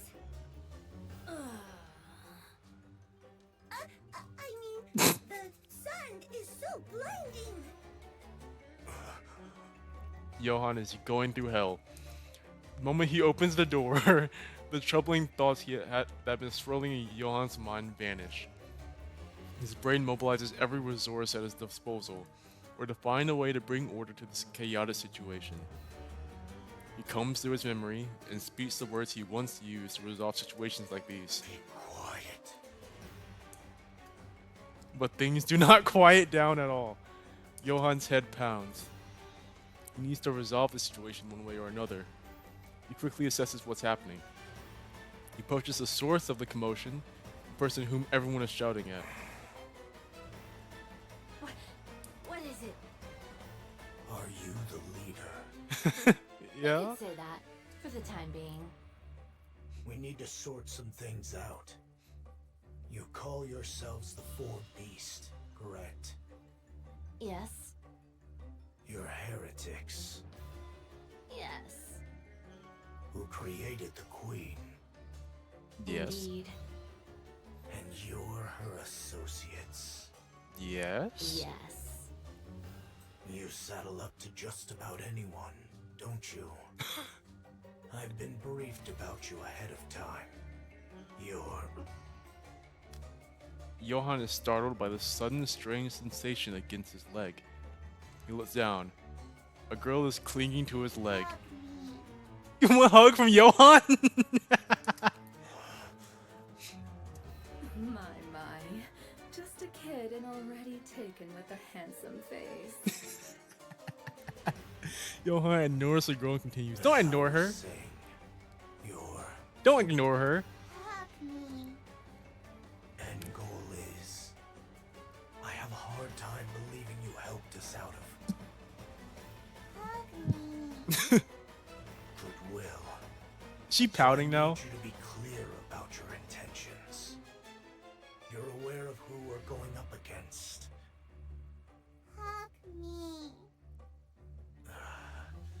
Come on, Johann. Johann bends down and lifts the girl up. He holds her out at arm's length and looks at her. She's so cute. Don't know how I'm supposed to hug you. Just wrap your arms snug around her. Come on, Johann, you got this. Johann brings the girl into his embrace with stiff, awkward movements. She falls asleep almost instantly. See, he's good with kids. You know, She's asleep. You're right. you're She'll good at sleep this. in just about anyone's arms. Do I have to keep holding her like this? Yes, you do. Yes. If you put her down, there will be hell to pay. What do you mean by that? She'll cry and scream and all that. How long do I have to stay like this? Few hours. Probably until she wakes up. Yeah.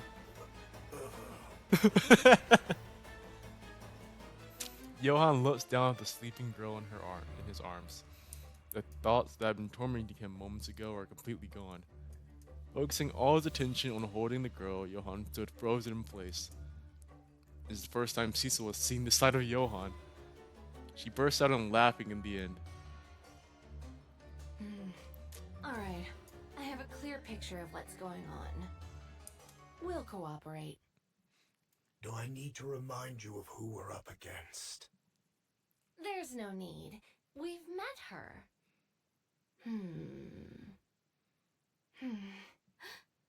So, that was the queen? No wonder.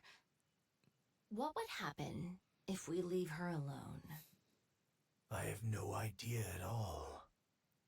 According to Snow White, she's establishing a new faction. Which means they intend to create a world of their own.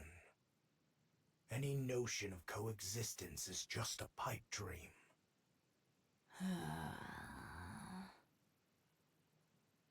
Leviathan stares at the girl asleep in Johann's arms. That's reason enough. We're in. Good. So we just wait until the young man contacts us? For now, yes. Understood. We'll wait then. Isn't she heavy? No, I've gotten the hang of it. I see. Good job, Johan. The girl suddenly opens her eyes wide. She slips out of Johan's arms and runs off. Hey! Where are you going? Honestly, I can't take my eyes off her for even a second. Leviathan chases after the girl. Johan rises and follows. Without the slightest hesitation, the girl runs through Eden. Something about her path she's taking strikes Johan as strange. The place she's heading is clearly... Is she... Oh, she's in the, which one? The girl quietly stares at Marion lying there as if asleep. Yeah. She waves her hand in front of her face, but Marion does not wake. So she just, like, noticed Marion, like, sensed her presence, and was like, oh, I gotta see what's happening. She reaches out and places her hand on Marion's chest. No heartbeat can be felt. The girl takes a step back and places her hand on her own chest. She feels 2 heartbeats. You have 2 hearts? Oh, I guess 2 cores, right? The girl continues to stare at Marion. Oh, ow, don't do that. I mean, is she about to take, oh, you about to take one of her cores out?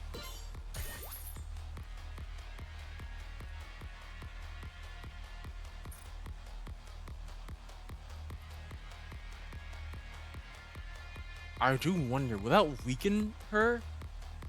Or what? Alright, anyway, go to the downtown area in the Ark.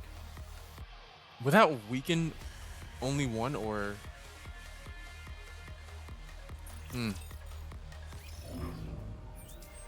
Downtown area... Back to the Ark, huh? I think so, right? Dude, hi, Doban. I forgot he was doing this shit. What?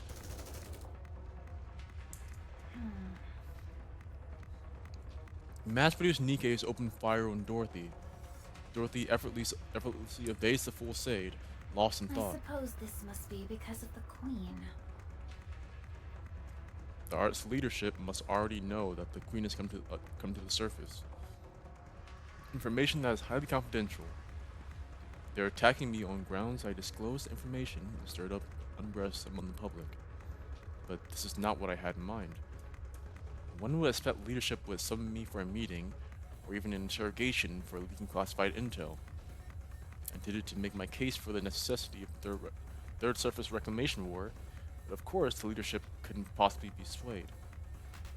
For the NIKKEs who are completely kept in the dark, and civilians who are equally uninformed, the mounting chaos within the Ark would have been more than enough to shake them to the core. I need to be the one who puts those fears to rest. It is impossible to explain everything to them as it were, so some degree of deception is necessary. That way, it would be easier to incite them. After all, what people want are visible facts and solutions. What lies beneath never interests them. The performance I put on in the Ark until now should be sufficient to draw in both NIKKEs and the people alike. But this I did not anticipate.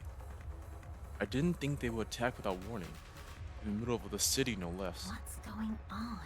That's just Doban being a dumbass, really. Dorothy avoids every bullet as they rain down on her. Citizens flee in terror or collapse to the ground. She moves carefully so no one gets hurt. Any casualties will prove fatal to her plan. Even the slightest association to what is going on would be just as fatal. That's true, even if she's not even the one shooting at all. If she's just a nearby, yeah. You little rat! Where are my damned reinforcements? The moment Doban's shouts fade, a swarm of mass-produced NIKKEs appear. They open fire on Dorothy. This could go on forever. Dorothy dashes forward. Weaving the hail of bullets, she charges towards the mass-produced NIKKE spread into formation. She does not draw her gun. Instead, using hand-to-hand combat, she takes them down one by one. With no knowledge of close quarters combat, the mass-produced NIKKEs begin to fall. Dorothy keeps dropping them without pause. Damn pilgrim! Deputy Chief Dobin. Oh, so you know who I am? Information on the Ark's Commander-in-Chief and Deputy Chiefs is kept well hidden. With the exception of yours, so it left an impression. So he's just... Given the low security clearance, I assume you aren't anyone of significance. Yeah, Am I right? I was just about to say that. Like, everyone else is well hidden except for yours, so you're not important at all? Yeah, it makes sense. I don't believe we've formally been introduced. Have we met before? Like hell we have. Then, do you hold some personal grudge against me? It's nothing personal. Yeah, I don't think so. I'm acting on behalf of the Ark. No, you're on behalf of yourself. What did you say? I've known about your little scheme all along. I won't let you have your revenge on the Ark. Revenge on the Ark? What on earth are you... You're part of the Goddess Squad. And you're the acting leader, Dorothy. Well, that was true. That's right. You must want revenge, don't you? The Ark should have been yours, and yet there's no place for any of you in it. And I won't allow it. But as long as I, Deputy Chief Dobon, am here, you won't have your revenge on the Ark. You... How do you know any of this? Seeing Dorothy's reaction, Dobon becomes certain. This is it. This is real. With this, he can make a name for himself. Dobon was born to the Outer Rim. Oh, Dobon backstory. He was raised by a father who dealt with the stress of a difficult life by beating him mercilessly. To this day, he's unsure if that man was truly his father. Perhaps that was what simply he wanted to believe. One day, while living hand to mouth as a collector, a central government soldier showed up in Ephialtes. Everyone groveled before the soldier, obtained food and money in return. Dobon polished the soldier's shoes out of curiosity. The soldier gave him money. It was a large sum that would take 3 months of work to earn, but he turned down the money. Instead, he smiled and claimed he was only doing this because he enjoyed it.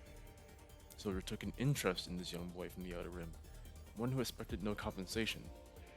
The soldier stayed in Ephialtes for a month, putting Dobon to work as his errand boy. Dobon served the soldier wholeheartedly. On the last day, the soldier said to him, "Come to the Ark and serve me there." And so Dobon received an identification chip from the soldier and headed for the Ark. 1 month is all it took. The identification chip that everyone in the Outer Rim could only dream of had come to him, simply because he served an unnamed soldier for a month. It didn't take long for him to realize that everything he so desperately desired in the Outer Rim is easily obtained in the Ark. Dobon lived as a citizen of the Ark before becoming a soldier. One day, an opportunity arose for him to tour the Outer Rim, which he accepted without hesitation. He did so because he found himself missing his hometown. The moment he crossed the partition, however, Dobon was horrified. Had this place always been this filthy and dark? Someone approached him and polished his shoes. It was the man he used to call father. The man repeatedly bowed and polished Dobon's shoes, but had no idea who Dobon was. Dobon ground the man underfoot, then fled the Outer Rim. He was ashamed that he comes from such a putrid cesspool. That's so weird because literally anybody else, it would be like, he crossed partition, he was horrified. This place has always been so filthy and dark. I want to fix this place. You know what I'm saying? Right? So a person polished his shoes, the man he used to call father, he felt horrible for him or some shit, right? Like, I want to fix this place. I want to make the Outer Rim better. You know what I'm saying? Like, how could I live here, you know, and then like I come back and it's still the same? No, I want to fix this. He's like, oh, no, like what? Like what? He's just an asshole from the beginning. Like, he despised himself for ever considering that place home, for missing it even briefly. From that day on, Dobon began blah, vitriolic in his disdain for the Outer Rim. He believed that if the Outer Rim disappeared, his shameful and disgusting past would disappear along with it. So that's just like really bad. What do you call it? Like, what's the opposite of a superiority complex? I forgot what's the opposite of it. But that's just like I guess insecurity. Because I feel like you should be like proud of that, right? Like I came from the slums, bro. Right? I came from the slums. And I'm a deputy chief now, right? You should be proud of that. But he's like not. It's like you wanted to. Man. He proposed a policy targeting the Outer Rim to the central government. The policy called for isolating the Outer Rim and designating it a dumping ground. You're telling me Dobon did this shit? You're telling me Dobon did this shit? You're telling me Dobon... Are you dead ass telling me that Dobon is the whole reason why the Outer Rim is like this shit? Are you dead ass? It was already bad, but he turned it worse? Dead ass? From the central government's perspective, the Outer Rim had always been a headache. But abandoned or not, it was still a place where people lived. The policy Dobon presented treated the Outer Rim as a place bereft of inhabitants. If things went wrong, all blame could be pinned on Dobon. From the central government's perspective, there was no reason to refuse. Exactly. So, like, they just had to find a scapegoat. And they found a very happy scapegoat. That's wow. The Outer Rim began to turn into hell. Dobon soon gained recognition for his role in resolving such a troublesome matter and rose to a high-ranking position. From then on, Dobon directed all troublesome and unsavory matters into the Outer Rim. This place descended further into hell. Meanwhile, the quality of life in the Ark continued to rise. As a result of this repeated cycle, Dobon rose to the position of Deputy Chief. That's why. So he wasn't Deputy Chief before. He just was like probably just a normal soldier, you think? So that's why. Man. He felt on top of the world. As someone like him from the Outer Rim could rise all the way to the Deputy Chief. It felt like a dream. Exactly. That you should feel like...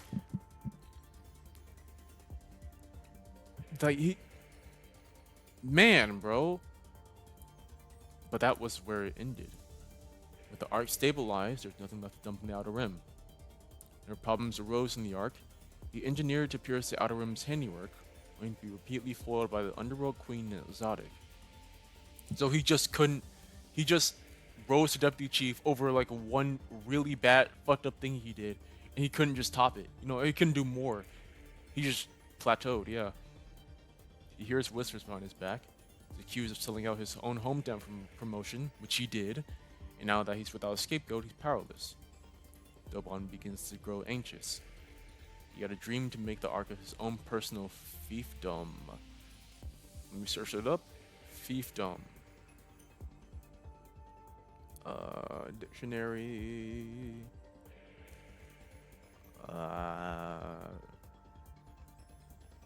Dictionary.com. Search word or phrase. Okay. Fiefdom.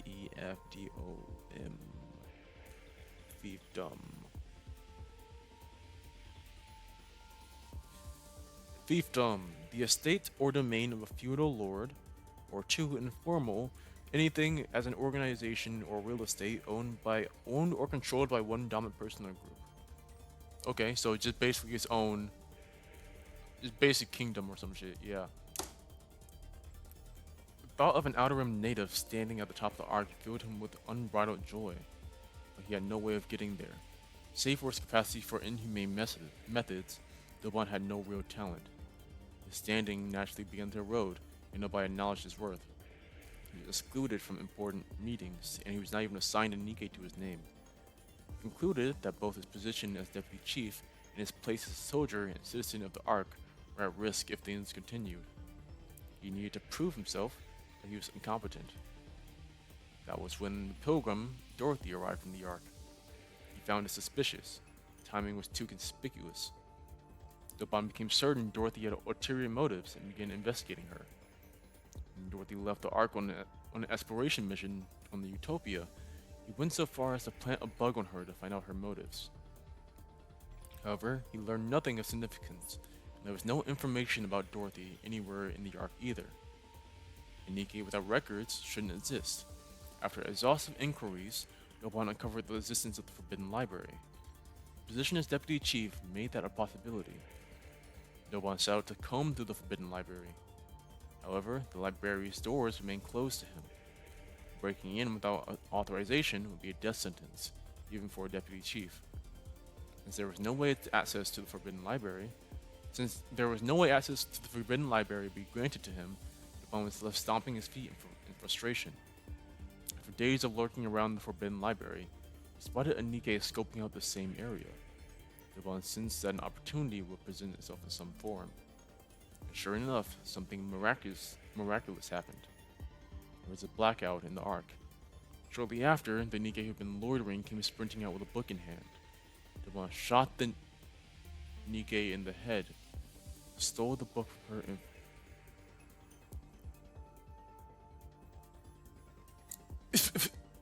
is Irie just fucking dead? Is Irie just did Irie just fucking die?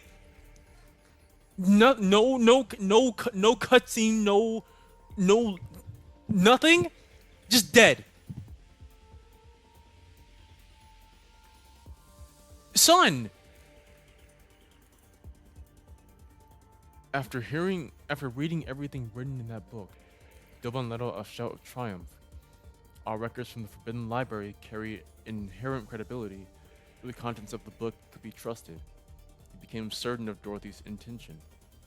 He was convinced if he killed Dorothy before she brought ruin to the Ark, his standing was solidified for good.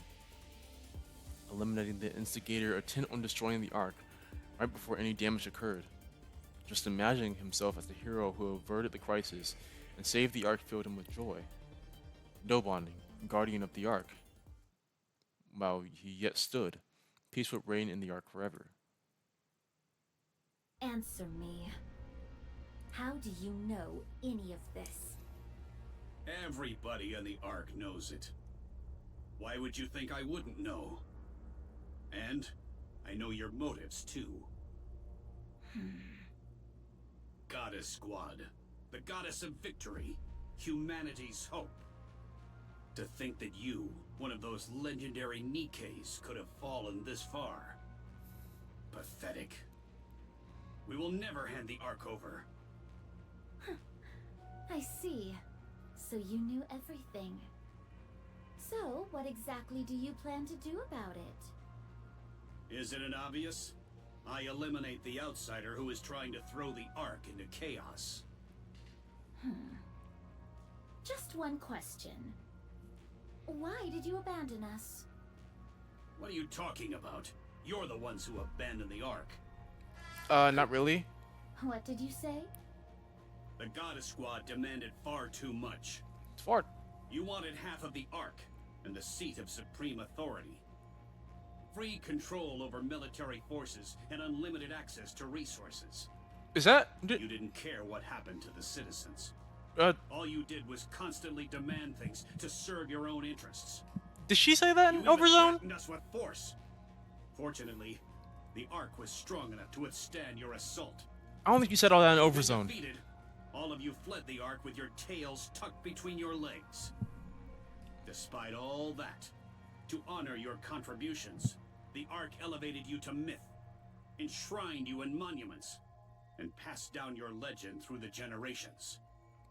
Instead of gratitude toward the Ark, this is how you repay us? I think he's just fucking over her entire plan. Yeah, just in general. Have you ever seen us in person? No, I was born in the Ark. I see. So that's how they recorded it. No, we didn't know. No, they did not. No one knows the whole truth. He knows the author of the Forbidden Library foresaw the fate awaiting the Goddess Squad upon entering the Ark. He knows they took on the role of villain to prevent the goddesses from being forgotten, and he knows why the goddesses end up the way they did. But he doesn't say anything.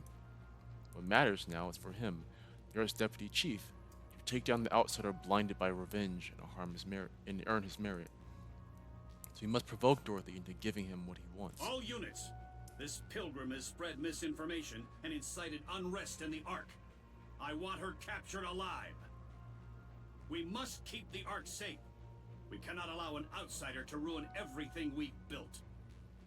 You really do have a way with words. It's a battle of falsehood against falsehood. Yeah, I was just about to say, like, they're both trying to bullshit. You know what I'm saying? They're both trying to make up shit. Although Dorothy more for a little better, you know. But they're both trying to make up shit for the general public to trust them. If the official narrative regarding the Goddess Squad is that Doban says, then Burningham's passive treatment of her doesn't make sense. But it doesn't matter. People whom Dorothy must appeal to are not those in power, but the Nikkes and the ordinary citizens. Dorothy holds irrefutable proof that the Queen has descended. Whatever Doban says about Dorothy's true intentions will crumble before the undeniable physical disaster looming ahead. Both lies will come to light one day, but Dorothy is confident in her victory. If the truth is great enough, even the small lies mixed into it have a way of becoming the truth. To ensure that she'll come out on top when that decisive moment arrives, Dorothy decides she must first control public sentiment. Dorothy once again cuts through the mass-produced Nikkes. Escaping would be easy, as was subduing them. But I need to come off as a victim since the public tends to side with the weak. I'll give them just enough of a fight and take some hits, but under no circumstances can I use my gun, and must be absolutely zero casualties. I must appear as someone targeted by the central government for telling the truth. Doban's actions here will give the Nikkes and citizens confirmation they need. Confirmation that the central government has been deceiving the Ark. Why don't you take a nap? Dorothy drives her knee into the abdomen of a mass-produced Nikke. Nikke bends at the waist and groans. At that moment, the mass-produced Nikke explodes, sending fragments scattering everywhere. The Nikke beside her charges with a shriek and lunges at trying to grab her? Are you guys suicide bombers? Dorothy reluctantly dodges and breaks the Nikke's stance. The Nikke staggers and detonates. What the dog?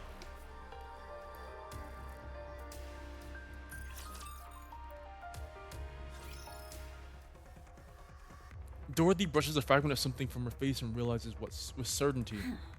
What a dirty trick. What the hell? This pilgrim killed those Nikkes. Holy shit, bro. Switch from suppression rounds to live ammunition. Dog! This pilgrim has no intention of cooperating. All the mass-produced Nikkes simultaneously replace the magazines and fire at Dorothy. The bullets are the same as they were before. Everything was just for show. While dodging the bullets, Dorothy glares at Doban. Conniving pilgrim! You're bent on throwing the Ark into chaos, aren't you? But as long as I, Deputy Chief Doban, still stand, you won't succeed. His stentorian shouts are clearly meant to be heard by everyone. Dorothy feels a rage boiling from within. Do you have a death wish? You'd even lay hands on a human? No matter how intensely you despise the Ark, isn't this going too far? Looking at the loathsome man before her, spouting drivel, she considers perhaps breaking one of his legs wouldn't be so bad. Dorothy, don't do that. Don't do that. Then your shit's fucked. Then your entire plan is fucked. Don't do that. You can stage it like an accident. Make it look like he fell on his own. I mean, yeah, but that's not good still. What is that? A mechanical sound echoes from above. Dorothy looks up. Rappy and I land together aboard 7-Door-0. We assess the situation. Fragments of fallen Nikkes lie scattered across the ground. Dorothy. It wasn't me. I know. I'm asking what happened. Dorothy looks at Dobon. Were you the one who talked? Huh? About what? About me. To that human. Of course not. Why would I go around talking about that so carelessly? Ah, the counters. The Ark's beacon of hope. You've arrived just in time. Now he's glazing. Pilgrim, Oh my god. It's over. Give up now. Have you come to stop me? Yes. I see.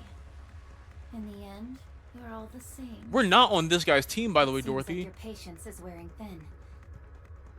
Considering how much Dobin is provoking you, perhaps you were considering breaking his leg and staging it as an accident? That's what I would do. I don't know how things got to this point, but I think we should talk things over first. That is what I intended. But the other side does not seem so amenable to the idea. What? Hey, you! Aren't you here to back us up? No, we can take Dorothy with us. You fool! Take a good look at this carnage. That pilgrim has already killed 2 of my precious Nikkes. Invaluable assets to the Ark. That's impossible. Dorothy doesn't use explosives. It looks to me that those Nikkei exploded from the inside out.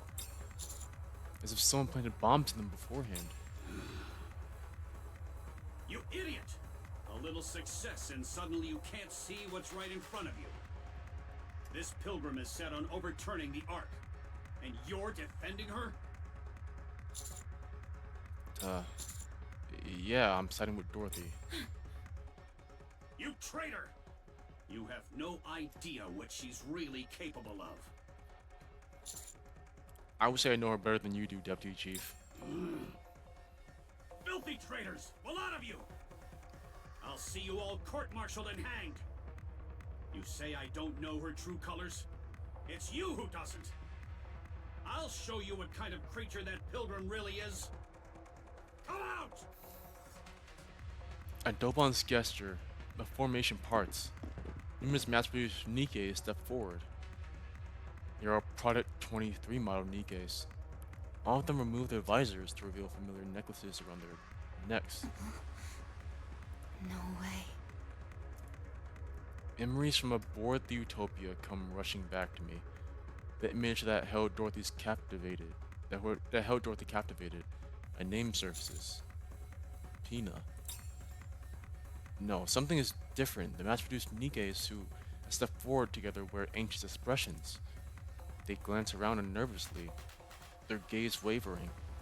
They're all individual Nikkei. They cautiously turn their eyes toward Dorothy. Yeah, we saw this in the... Was it hard mode on Boom the Ghost? Yeah. Up until now, I've never seen Dorothy wear that expression. Seeing Dorothy's face, Dobon celebrates inwardly. The name he heard spoken through the wiretap while Dorothy was aboard the Utopia, Pina.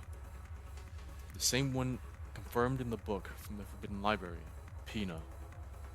Whoever this Pina is, she's clearly someone important to Dorothy. So he dug through old records to learn everything he could about Pina. Fortunately, the book from the Forbidden Library even detailed her final demise. From there, he mobilized as many Product 23 models as possible, prepared and equipped them with the same necklace seen in the photo. Now he'll send them hurtling toward Dorothy, and kill them all. If Dorothy becomes angry, good. If she loses reason, even better. If he comes charging at him to kill him, it will be perfect. In that moment, she'll become the Ark's public enemy #1. The Nikkeis at his side are equipped with energy shields rated against optical weapons. Dorothy uses optical weapons, favoring precision low output shots over high output ones. The shields should hold against her shots well enough. And in the process, Dorothy's weakness will become fully exposed. After that, everything will fall into place. It will take down Dorothy, a pilgrim with unclear motives who poses a clear threat. It would be easy to frame her for attempting to overthrow the Ark, especially because she's a well-known pilgrim. Then Dobon will be recognized for his efforts, or saving the Ark from danger. He recalls Dorothy's reaction earlier. drunk on the feeling of victory, Dobon smiles for the first time in a while. I don't fully understand the relationship between Pina and Dorothy. Even so, one thing is certain. Pina is more precious to Dorothy than anyone else, and the image of that very person is standing before her now. This is an act of desecration, a vile one at that. It is trampling with muddy feet into the sacred space of a stranger's cherished memories. Go. The mass-produced Nikke resembling Pina hesitates, then runs forward. She spreads her arms toward Dorothy and forces a smile. Dorothy stands frozen, staring blankly at the sight before her. Nikke approaches. Dorothy. She's actually trying to get the cadence down too. Holy sh! And she explodes. Rappy? Rappy? Rappy? Roger. Putting a bullet in that bastard's head now. Subdue Dorothy. Dorothy draws her gun. She aims it directly at Dobon. Rappy rushes in and grabs Dorothy's gun. Let go. Wait! Fall back. Roger. Let go, I said. 7 Doors 0 activates and Rappy withdraws from the area with Dorothy in tow. I glare at You Dobon. fool! What do you think you're doing? Traitorous scum! How dare you protect the Ark's enemy? You don't expect your death to be clean. What? Is it you? Don't expect your death to be clean. I didn't read that correctly at all. Holy shit, Commander. I run the direction Rappy and Dorothy flew off toward. Anise Neon, changing location. What?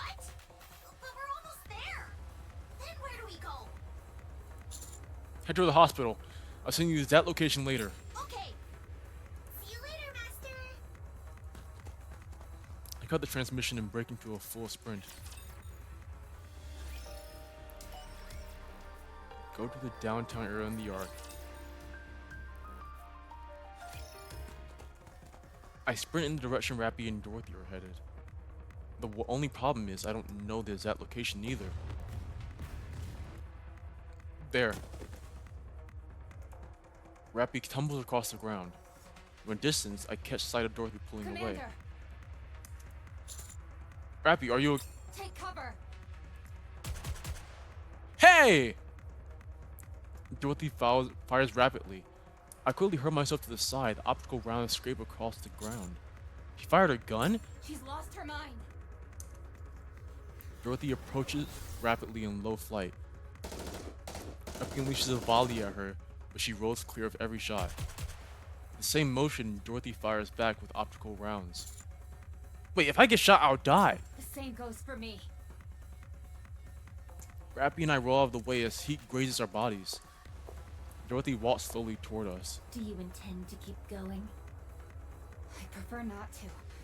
But if I stop, you'll go back and kill Dobin. That's right. There's no reason to let him live. Stop this. You said you would take over the Ark.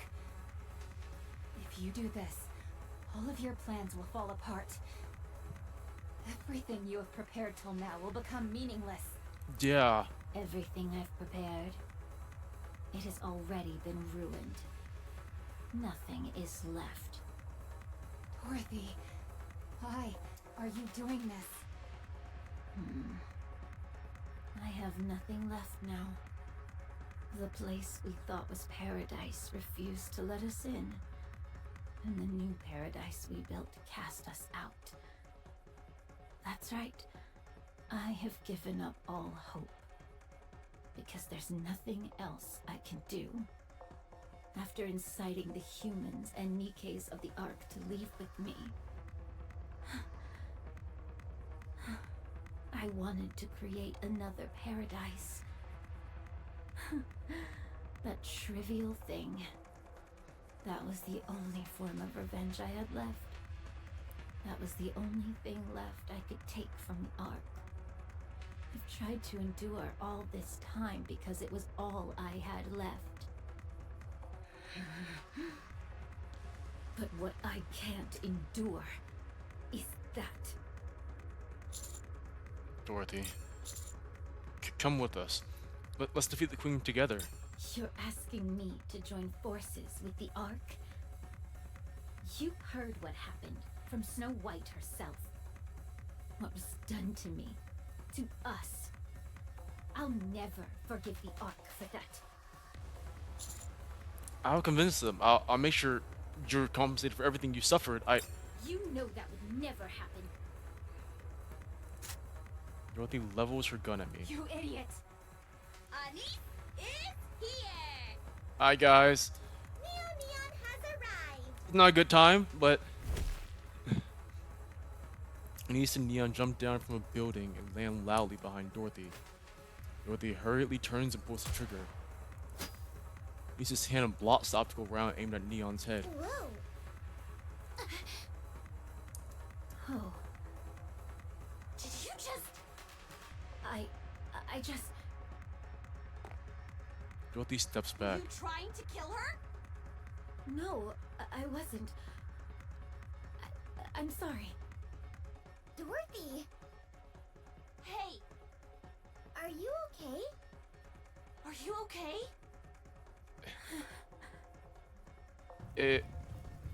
I mean, if you can't, if we let us talk to you, please.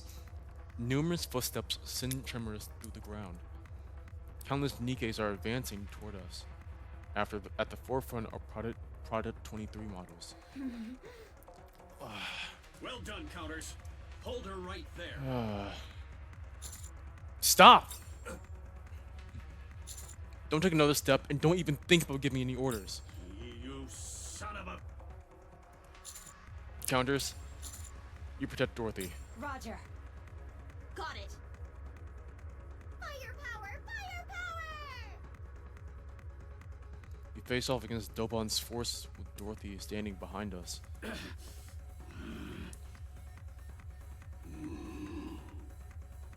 Go! The mass-produced NIKKEs leading the formation exchange nervous glances. Go, damn you! I said go! Hey, don't listen to that guy. Don't listen to that guy. Go and fight! Don't listen to that guy. The leading Product 23 models charge forward. With frightened expressions, they rush toward us. Fury fills Dorothy's eyes. We quickly grasp both of Dorothy's hands. Nice and Neon follows suit, grabbing Dorothy's shoulders. Why is she so strong? Don't worry, there's 3 of us. Let me go. I'm going to dispose of that trash. I know he's a piece of garbage, but you have to hold back. Hold back? You want me to hold back? Yeah. Imagine if those NIKKEs looked like Red Hood. Could you really hold back? Yeah. That piece of filth! How dare he use Pina! My most precious wings! He's desecrating her memory! He doesn't know the first thing about what happened, but he dares trample on my memories to provoke me? My most precious memories! You already know he's trying to get a rise out of you, so don't fall for it. I don't care! I'll play right along! Very well. I'll take the bait! Were you being serious? Yes, I'm serious! After he releases Dorothy's hands, she looks straight at Dorothy and says, Okay. Then let's kill him together. Rappy? What? If that's what you want, then let's kill him together, Dorothy. I'm your friend, so I'm in this with you. What are you saying? The ground shakes from the thunderous footsteps. In an instant, countless NIKKEs surround us. Deputy Chief Burningham arrives with reinforcements in tow. Hi, Burningham. Everyone, stop. Dorothy, drop your weapon. Birmingham! I said drop your weapon, Dorothy. Now, drop it. Why should I? Perfect. Exactly what I hoped for. A large audience. Dobon fiddles with something. I get a bad feeling in the pit of my stomach. Is it responding to that foreboding? The Nikke's resembling Pina react all at once. They tremble as if in agonizing pain. Moments later, all the mass-produced Nikke's have red eyes. Dorothy. Holy shit, Dobon! How did... Dorothy. Dorothy. Dorothy. Dorothy. Dobon, how the fuck did you do this? And how... Bro. Dude, I don't know what to say. Dude! They began calling her name in metallic, distorted voices. Are they corrupted? Go on then, Pilgrim. Shoot. Isn't shooting corrupted Nikke's your specialty?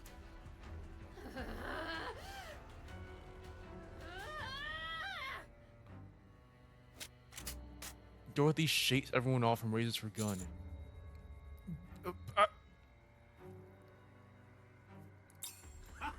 Yes! Shoot! Shoot and reveal your true nature. Several mass-produced Nikke's shield Dobon. Dobon laughs. It worked. She took the bait. Dorothy's gun trembles. She glares at Dobon, her face filled with rage. Then...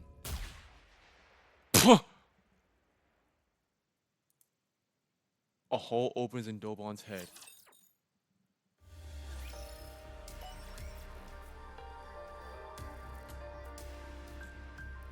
Alright. Guess that's the fucking end of it.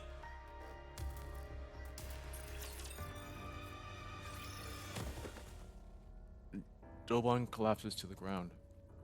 Red spills from his head and stains the ground. His body lies motionless. He dies instantly. Damn it. Chaos erupts. Nikke's and citizens alike scream. One of the Ark's highest authorities, a deputy chief, is dead. Dorothy, what have you done? It wasn't me. But, huh? I turn my head. Smoke rises from Deputy Chief Burningham's gun.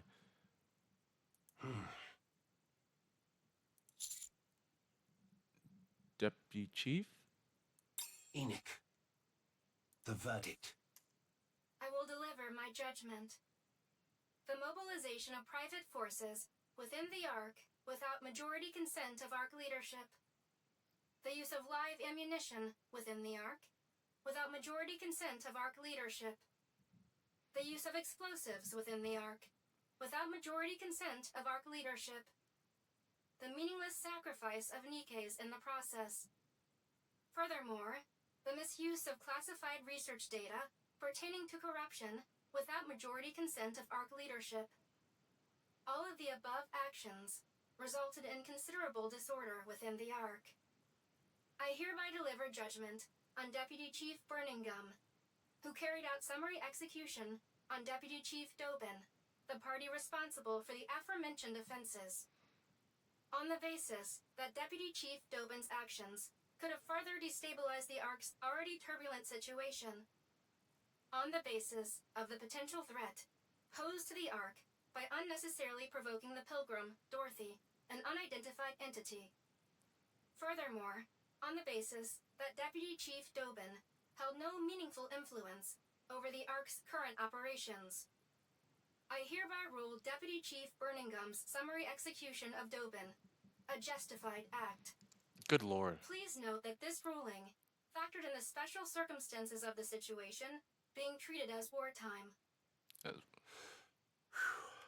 Good lord. Good. That's a relief. Burningham, who is drenched in sweat, looks at Dorothy. Dorothy stares back with a shocked expression. A real relief. Burningham surveys the Nikke's filling the streets, and the citizens watching everything unfold from a distance. Then he whispers to me. Help me put the Nikke's and the citizens at ease. Why don't why don't you do it yourself? I'm not good with crowded places. Very well. All right. A private call comes through from Enoch. I will dispatch personnel to retrieve the body of the former Deputy Chief Dobin. Additionally, I will request that Elysion treat the Nikkes afflicted with corruption. They should be treatable with the Vop House we have secured. So you knew about this? Yes, but I am the only one who does, so there is no need for concern. Good. I'll leave it in your hands. Very well. I look around. I see the trembling eyes of the countless Nikkes and citizens. At the end of their gazes, Dorothy stands. I take a deep breath and point at Dorothy. This is Dorothy, the second leader of the Goddess Squad. The Goddess Squad is not a legend. They existed, and their leader stands before you now. What on earth are you saying? Dorothy is innocent. I can vouch for her. You all know what Dorothy has done for the Ark in its time of need. I will personally guarantee Dorothy's safety. As commander of the Counters, the commando unit. Former Deputy Chief Doban. He attempted to frame and execute Dorothy. His motives are currently under investigation. His actions were no different from the acts of terrorism, including the discharge of firearms and the planting of bombs inside Nikkes to use them as weapons. He was executed by Deputy Chief Birmingham. Should I say more? Do I need to address what Dorothy or even what Doban said? As I mull these things over, my eyes meet Birmingham's. He suddenly shakes his head. This is all I can share at the moment. Further details will be provided in a statement from the central government. From here on, please follow any directives issued by the central government. Thank you. The commotion begins to settle. Dorothy. Who gave you the right to talk about me like that? I'll convince them. What? I'll convince them so that you can be compensated for everything you've been through. Just trust me. Handcuffs are placed on Dorothy's wrist. Wait. This is just for show. She did discharge a firearm in city limits after all. Besides, do you really think this metal scrap can actually restrain her? Of course not. For now, we'll hold her at the rehabilitation center for Nikkes. Right, yeah. We can talk there. Very well. Oh, and by the way... Yes? Well done. In times of chaos like this, it's more helpful to convey just the immediate situation than go into detail. It also buys us time on our end, which is even better. You're still a little rough around the edges when it comes to knowing when to cut things off, but you'll improve. Anyway, go inside and rest. We'll talk again soon. Thank you, sir. Understood. Thank you. Dorothy.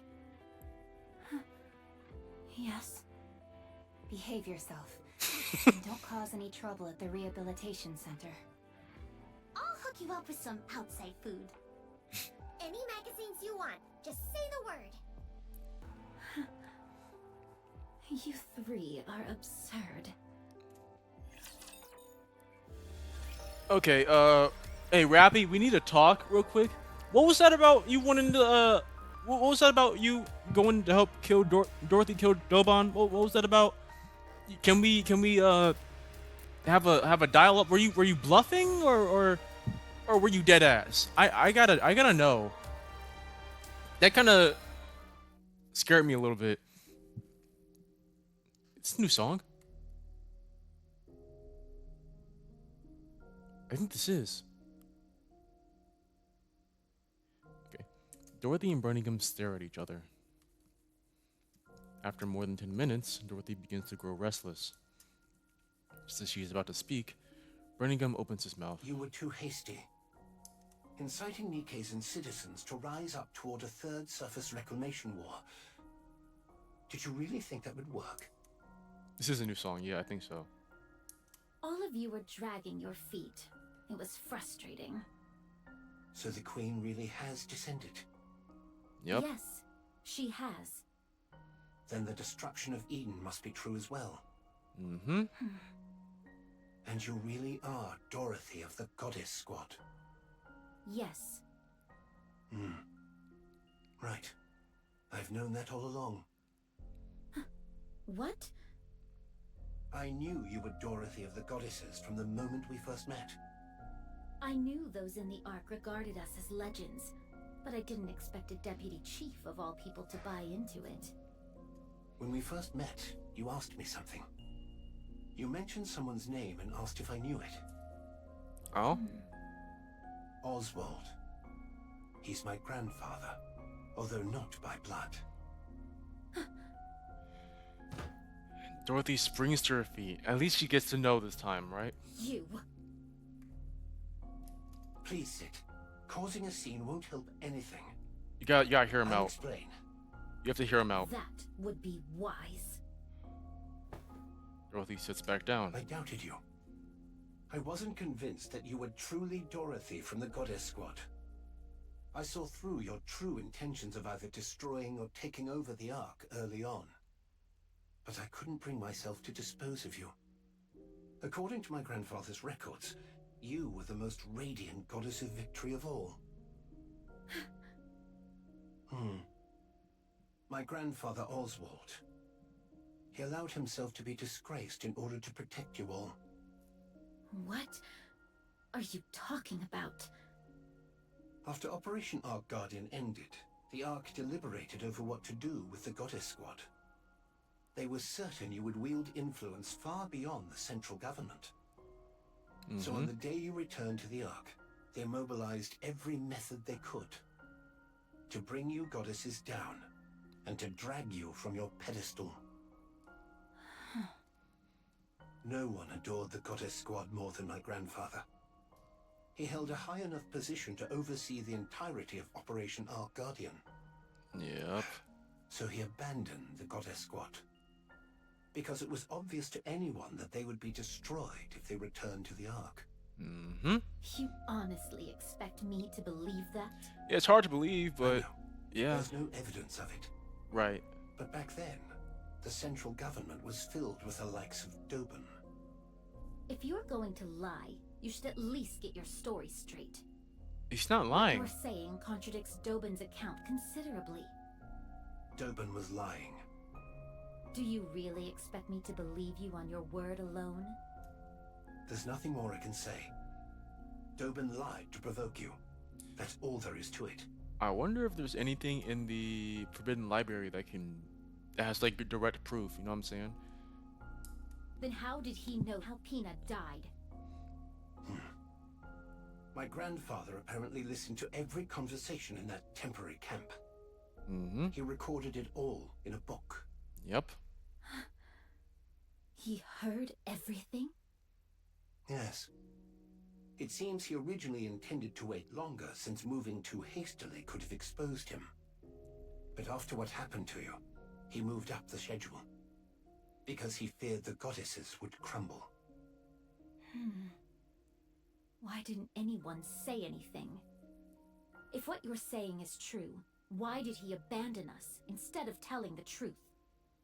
Because even if he told you that entering the Ark meant you would be placed on trial, destroyed politically, and buried under false charges, you have tried anyways. You would still insist on coming to confirm it for yourselves.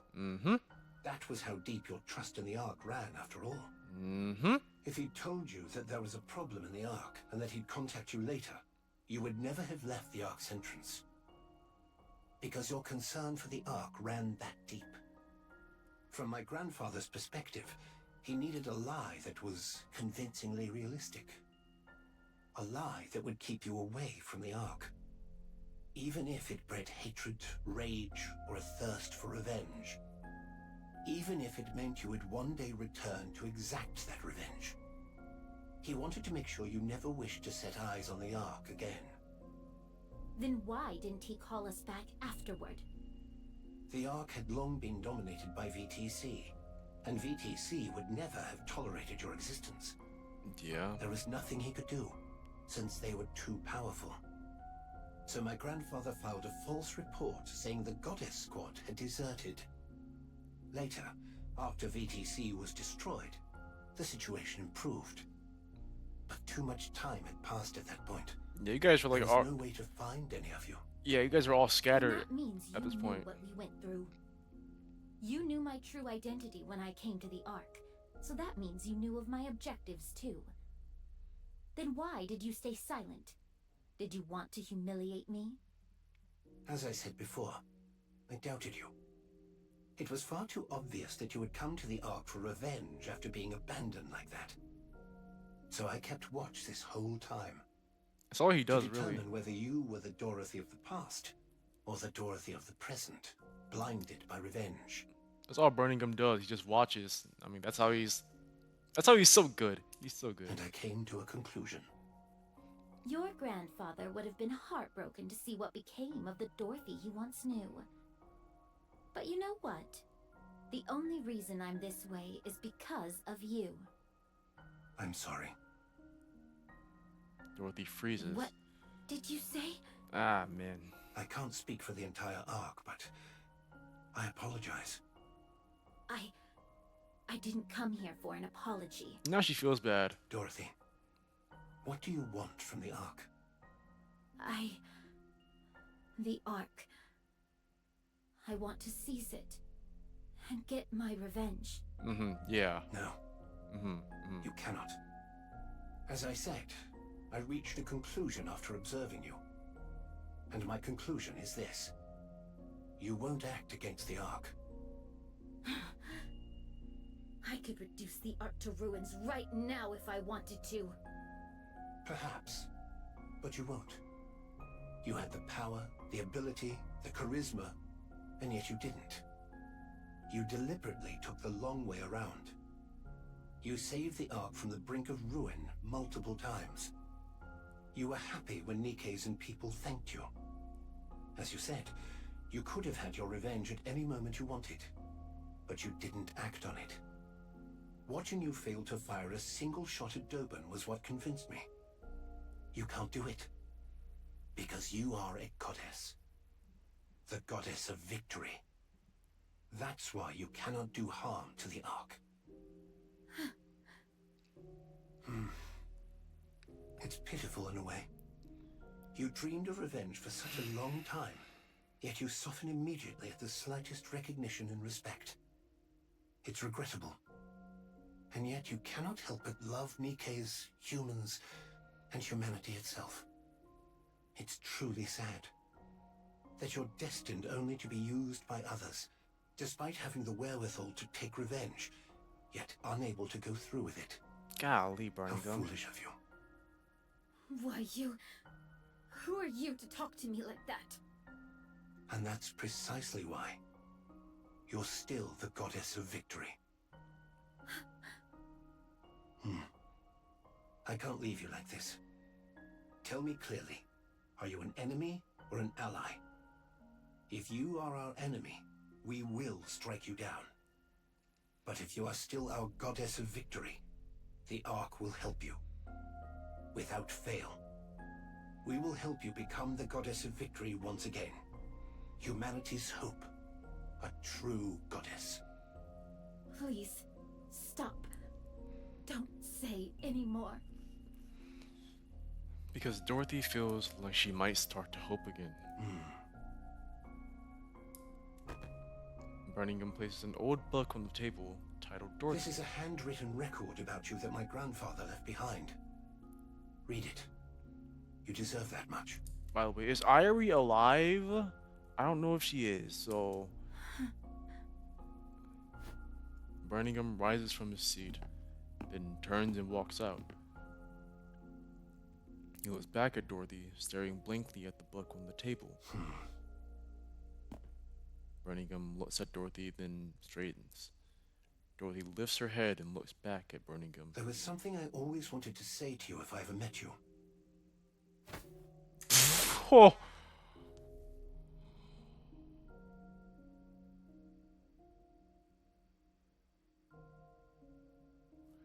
almost got me. Holy shit. For fighting for humanity. That almost got me. I had to hold that one in, bro. Please don't. Don't say it. I sincerely thank the Goddess Squad. The door closes. Dorothy stares ahead blankly.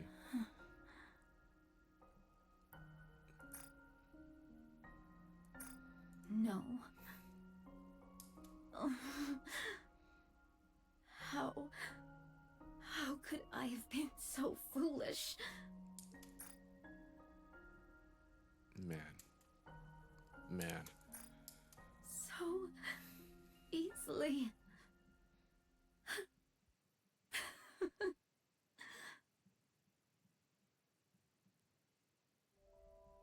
That evening, Dorothy reads the book Birmingham gave her. The final page.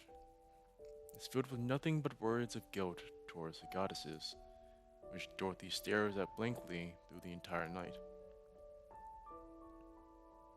When morning comes, she hears that a high-ranking official from the central government has requested a visit.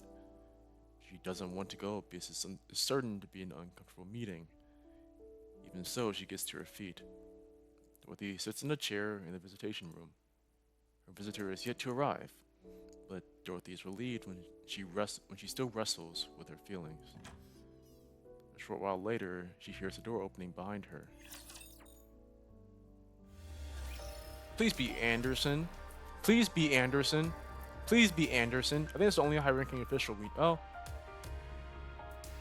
Please be Anderson. Please. Please. Please. Please. Please. This is your chance, man. This is your chance. This is a great opportunity. Please.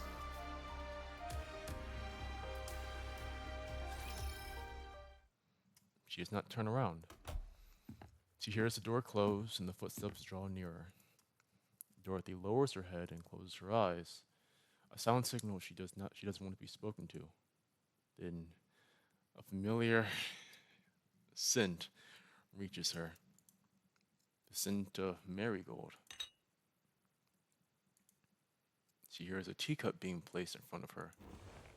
The sound of the chair across from her being pulled out and someone sitting in it.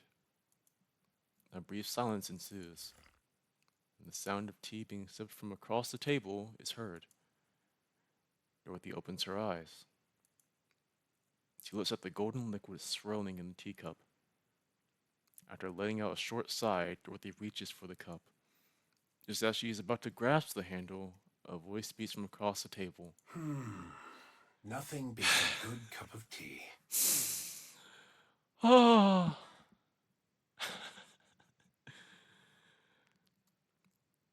Man. I see you're still as picky as ever. Dorothy freezes, and her pupils widen. She barely manages to lift her trembling head to look forward.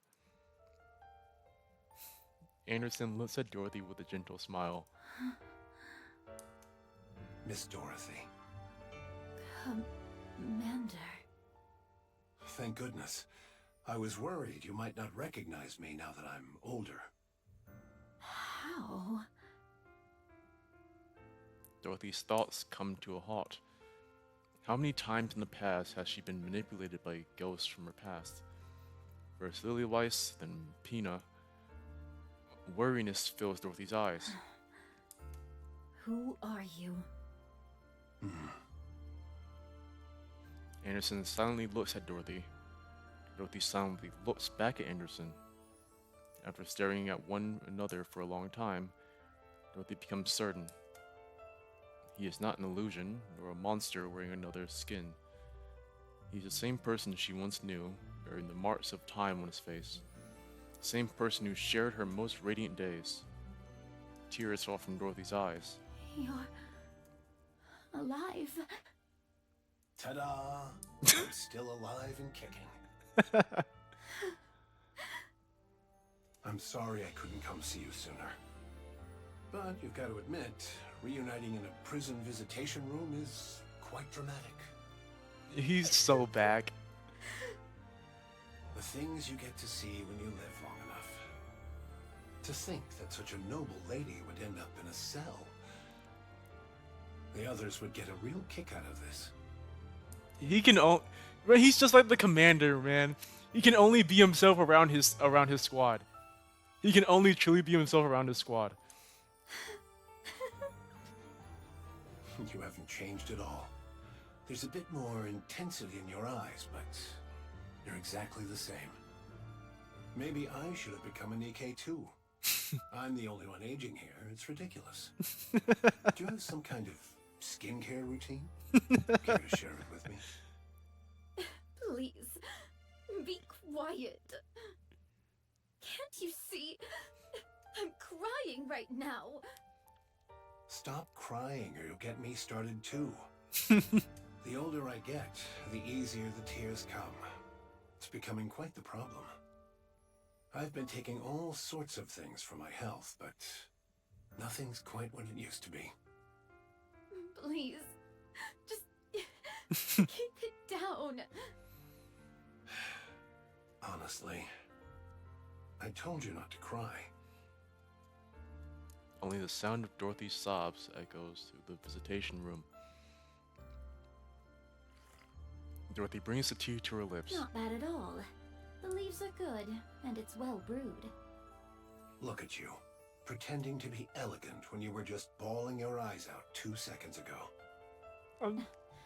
How long are you going to keep bringing that up? Let me see. Until I get to tell Lilith? Damn. I already know. That damned queen stole Lilith's body. That thing needs to die, without a doubt.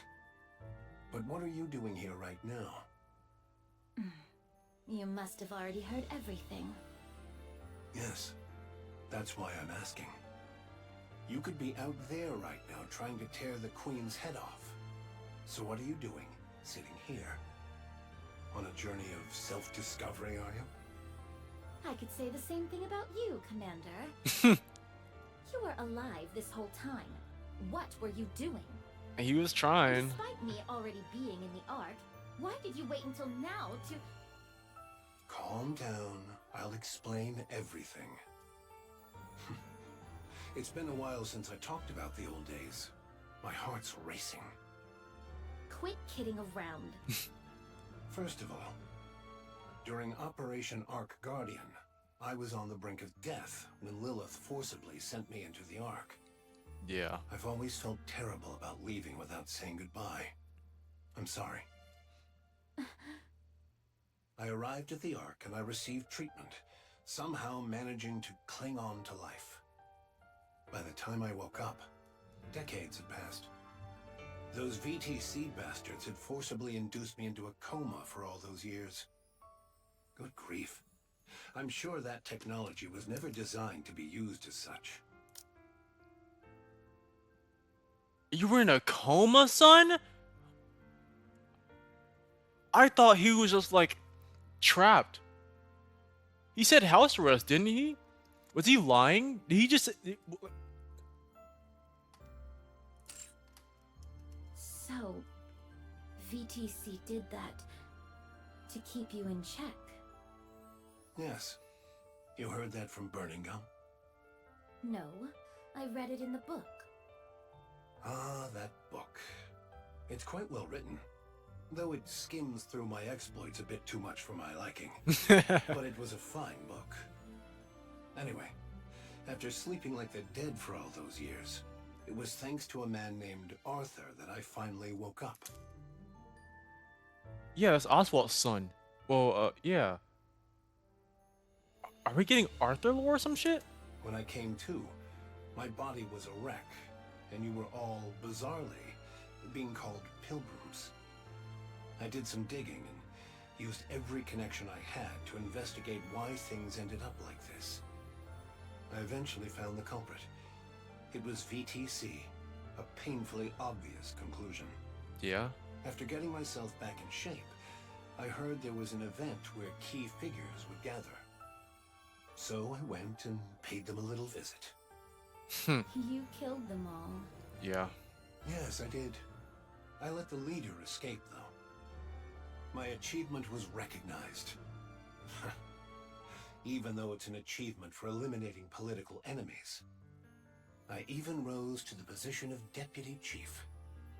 After that, I tried tirelessly to find all of you. But you were just too good at running away. There was no way to catch any of you. And though your personalities had changed somewhat, you were still out there fighting for humanity. I desperately wanted to go up there myself, but my body couldn't last a day without specialized treatment. And considering the mortality rates up on the surface, sending someone else up was too risky a proposition. So, I left things as they were. I simply issued a directive not to attack any pilgrims since they are friendly to humanity, and to request their help instead. You know what? Yeah.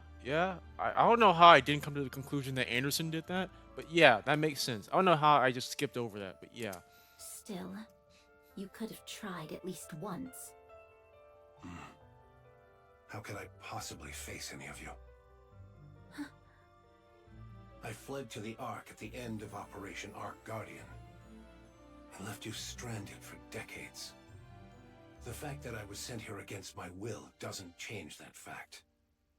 So I decided to simply watch over you and help from a distance. Because the me that I am now is someone with authority without the ability to act. Even so... I wanted to see you, but, well, I couldn't. Anderson lightly taps his side with his fist. A metallic thud echoes. I can no longer be the commander who charges into battle alongside you. It's embarrassing.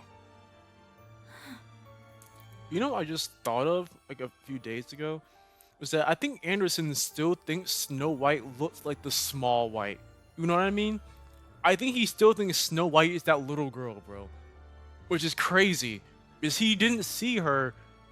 I don't think he saw her after she crashed, right? So he probably, unless they got pictures and shit, he probably still thinks Snow White is like the little girl. Man. So after stepping back from the front lines, I did what I could to help with surface reclamation efforts. I cleaned up the mess we had for a military, rewrote our combat manuals. I worked quite hard, in whatever way I could. But things were a disaster. After 2 failed surface reclamation wars, the Ark was in shambles. Right. So I've been managing the fallout ever since, right up to now. Well then, I suppose that covers my sob story. You're wondering why I never came to see you after you got to the Ark, aren't you? After all, you made such a flashy entrance, appearing like an angel from above. There's no way I wouldn't have known. Yes, let's hear it. I knew everything about your situation. I knew better than anyone why you'd come to the Ark. That's why I stayed away. What on earth are you saying? Because if you had asked me to destroy the Ark together, I would have agreed. I would have smashed the Ark with you and cheered for Eden. The Ark matters. Like it or not, it is humanity's last refuge. It must be protected at all costs. That is why I went to Birmingham. He has a sharp eye for people and good instincts. He's a talented man with no flaws, aside from his weight. Holy stray. But like man, I understand that. Just he's too emotionally invested in this shit, right? So you can't make a level-headed decision. I asked him to determine your true intentions. If you were still the same as before, the Ark would help you. But if you were truly intent on destroying the Ark... You told him to kill me? Yes. Damn. You would do that to me? The hero who is forced to cut down a fallen comrade. Talk about a cliche. On the other hand, the hero who sides with his fallen comrade and joins the Demon King's army That's also not terribly original. Hmm. I'm glad you haven't changed. Commander, I've changed a lot. No. You're the same. I'm convinced of that. You put on that tough act all by yourself. But in the end, you're guided by your heart, and you sacrifice yourself for the greater good. Stand with the Ark, Dorothy. Let's go kill that queen. Just thinking about that bitch keeps me awake at night. Yes. After sharpening your teeth on revenge for so long, it won't be easy. But Dorothy, the reason you never put your plans into action means you never truly intended to see them through. Excuse me for a moment. Anderson takes out his phone. Yes, it's me. Yes. I'll return shortly. I'm meeting an old acquaintance. My condition has been stable, so I don't see why I need such frequent checkups. Understood. I'll be there soon. Yes. See you later.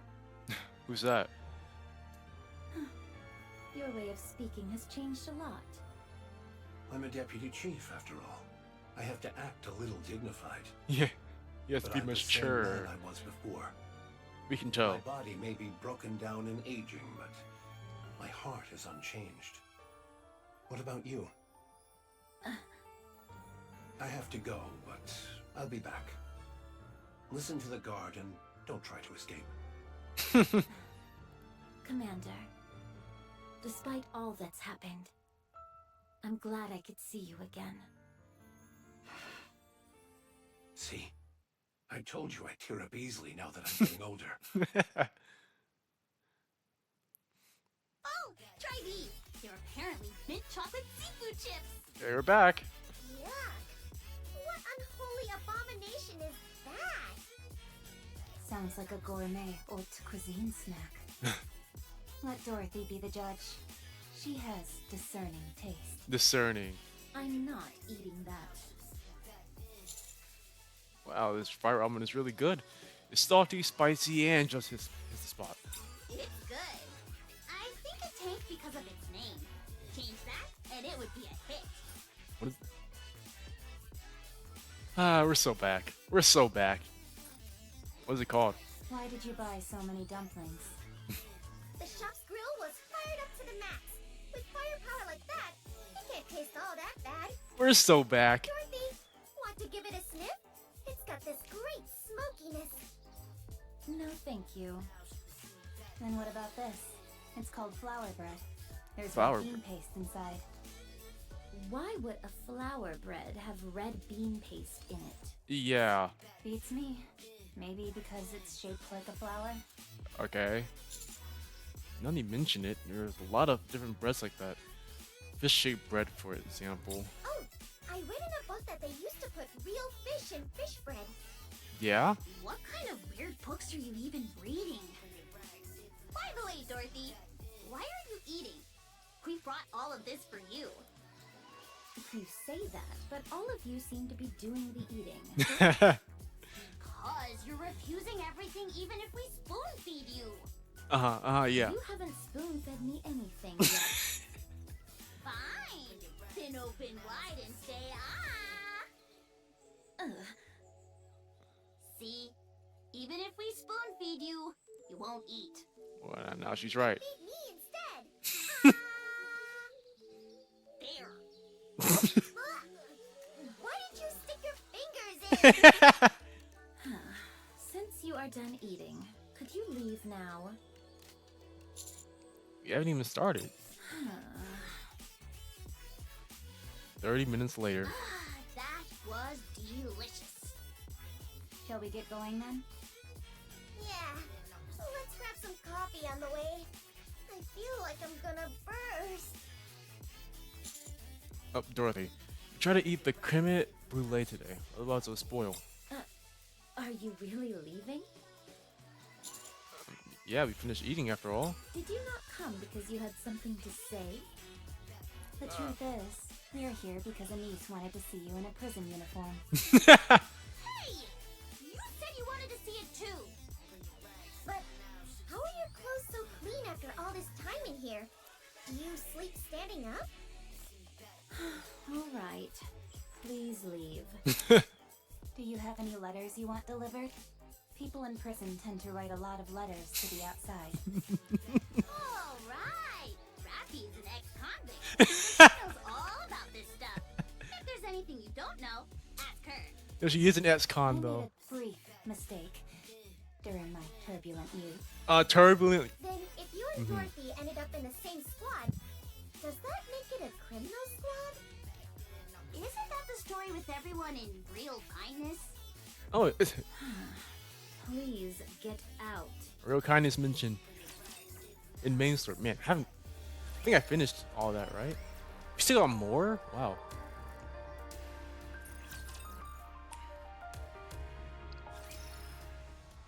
In the central government's main conference room. All right, let's go over the situation. All right, man.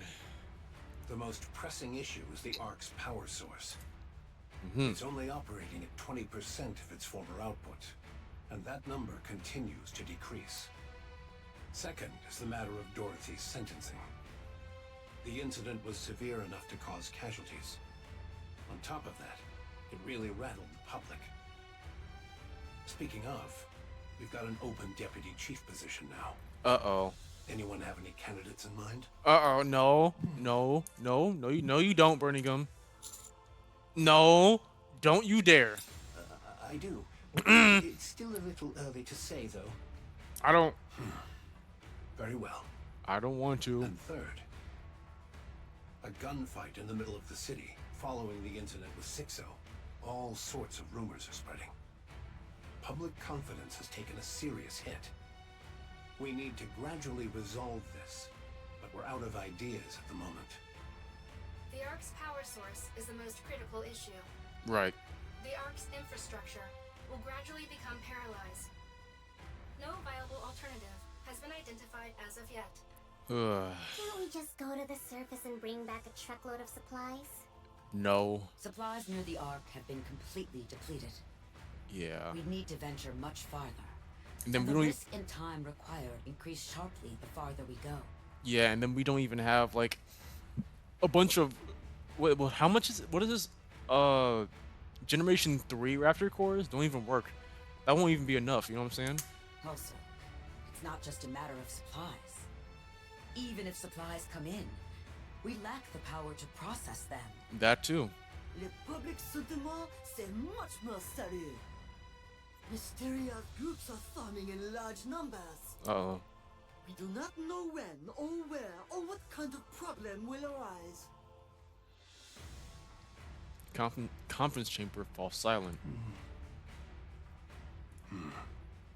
What's up? We would like to hear your thoughts. Me? I believe you would have an appropriate solution. After all, you are the commander of the commando unit. Everyone looks at me. Bearing the weight of expectations, I open my mouth to speak.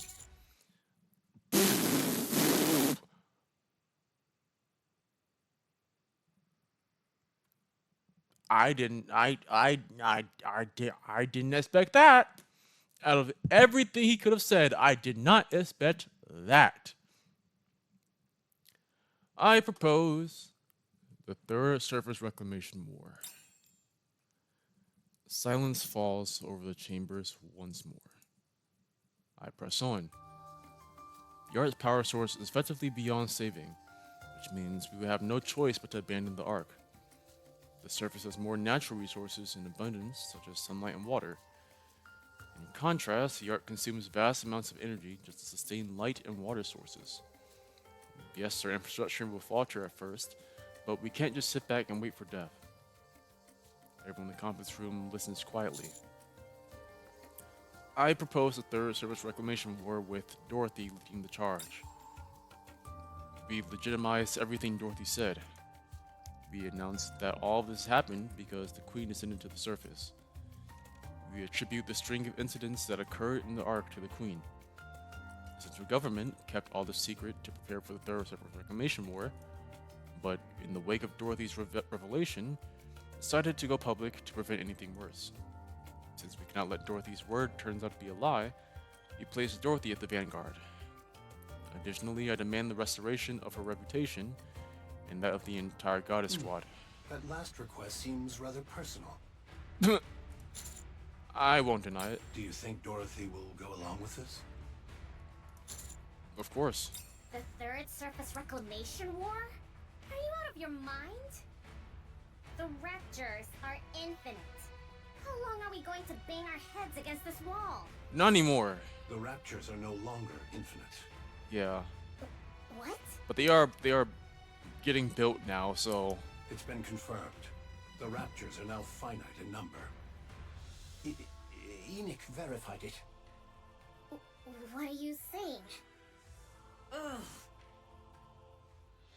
Summarized, the Ark can no longer serve as humanity's home. The Queen has descended. The Raptures are no longer infinite. With Eden's new technology, our equipment production output is sufficient. The Ark's strength is at its peak, and our comrades on the surface will be a great asset to us. The time for the Third Surface Reclamation War is now. If you don't do this now, it will be impossible later. I agree. We haven't even put this to a vote yet. I'm fully in agreement. We're talking about surface reclamation. Doesn't just the thought of it make your heart race? This is the moment Elysian has been walking the tactical path toward. Onward, AZX! Onward, Admire! Onward, Wings of Victor! Pipe down, Miss Tactical. Whew, my apologies. I got a bit carried away there. Why are you so excited? Will this be another large-scale surface deployment? That remains to be seen, but it's unlikely. Yeah, that won't be good. In many ways, this may well be our last opportunity. We gotta plan shit out, actually. Fine. I'll run a check on that function then. What function? It's been maintained pretty consistently, so We there talking shouldn't about? be a problem. What are you talking about? Much appreciated. Huh? What? You didn't know? The Ark can rise to the surface. What? It's not called the Ark for nothing. It can float. That's what it was designed and built for. I love this fucking game. I love this fucking game. I love this fucking game. I love it. I love it. I love it. I love it. I love it. I love it. The Ark can rise to the surface. Yes. How many times do I have to say it? It rises. It can go up. I can't believe it. Enoch, if you would. Yes. I will review the feasibility, timing, and probability of success for the Third Surface Reclamation War. How long will it take? The report will be ready within 1 month. 1 month. Good. I'll leave it to you. All right. We need the 2 other deputy chiefs to agree on this. A matter of this magnitude requires a unanimous decision. There's no need to worry. The commander-in-chief is still in the same state. Can you explain? The remaining 2 have delegated full authority to me. I see they still have no interest in the Ark. Can we? Deputy chief. Okay, so there are 2 other. Okay, I was right. Yeah, there are 2 other deputy chiefs. When he said this, I was like, okay, just he means himself and Birmingham, right? But I was like, wait, no, other. So there's 2 other we haven't met. So there's 5 in total. There's 5 in total, and 2 others we haven't met, and they don't care about the Ark. And the remaining 2 have delegated full authority to me. And the commander-in-chief is still in the same dog. I'd like each of you to begin your research and preparations with the Third Surface Reclamation War's execution in mind. Un moment. I'm What is it, listening. Mustang? You're announcing the third surface reclamation war, maintenant? Oh no, certainly not! Public morale is at its absolute lowest.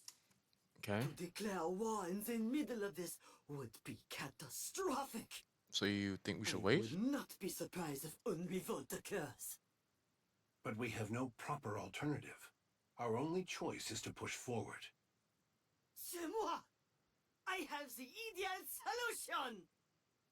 We hold a grand concert to celebrate the third surface reclamation war! This is the event. Oh my god, this is the event.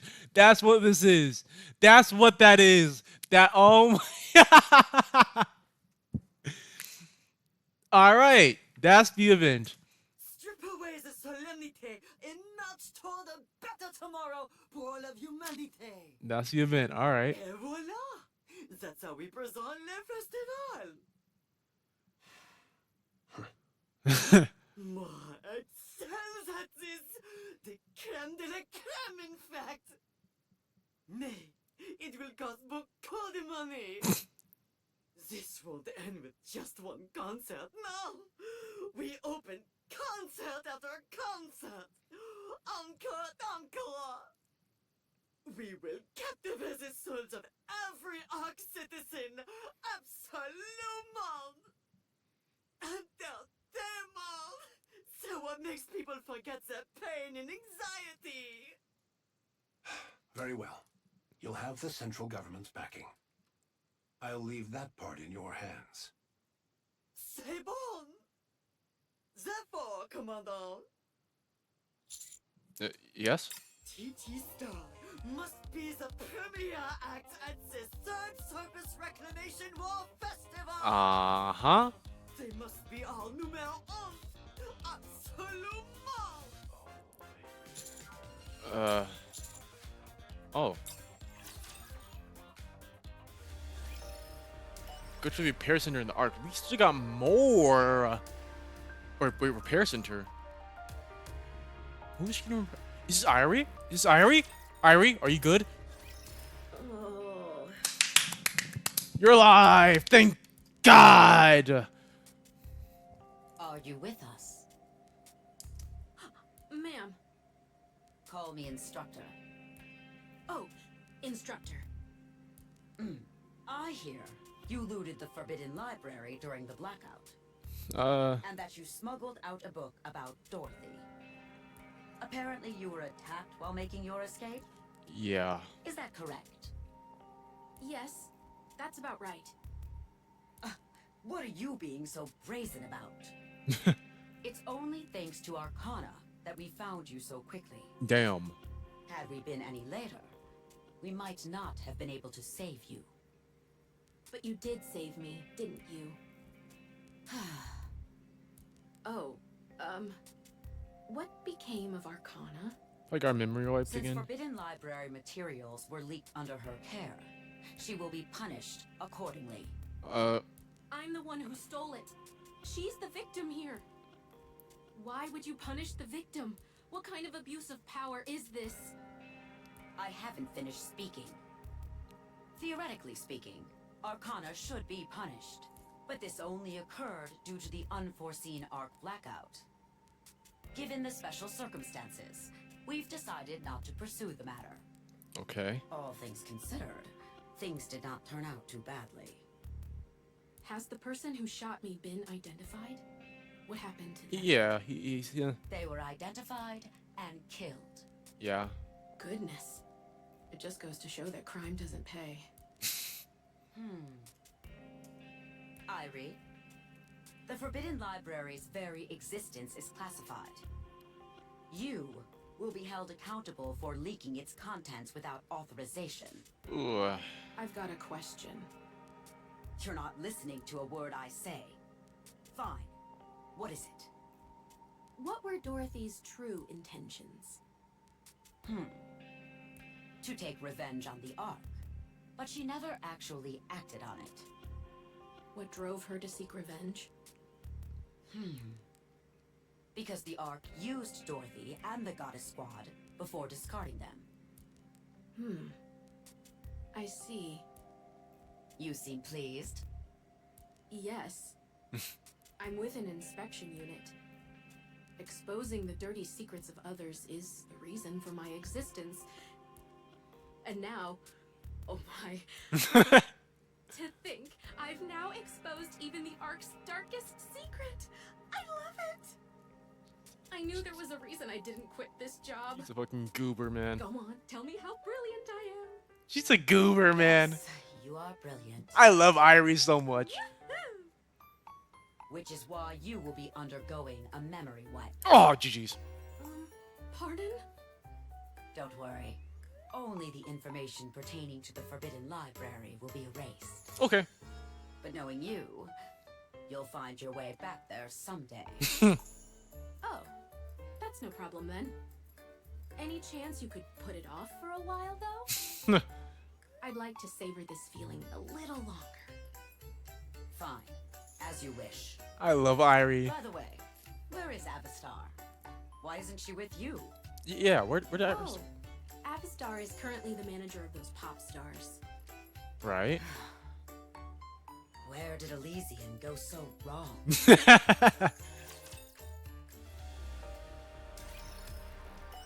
Go to the command center. Alright, I can just press the arrow. Forgot. Come on. Oh, it's the last day. Let me how many gems is it? I'm getting the skin though.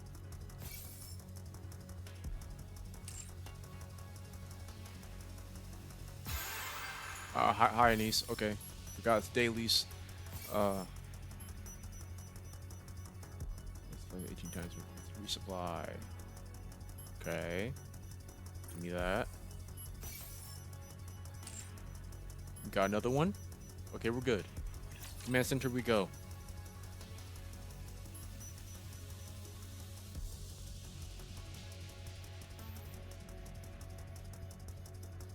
Bow.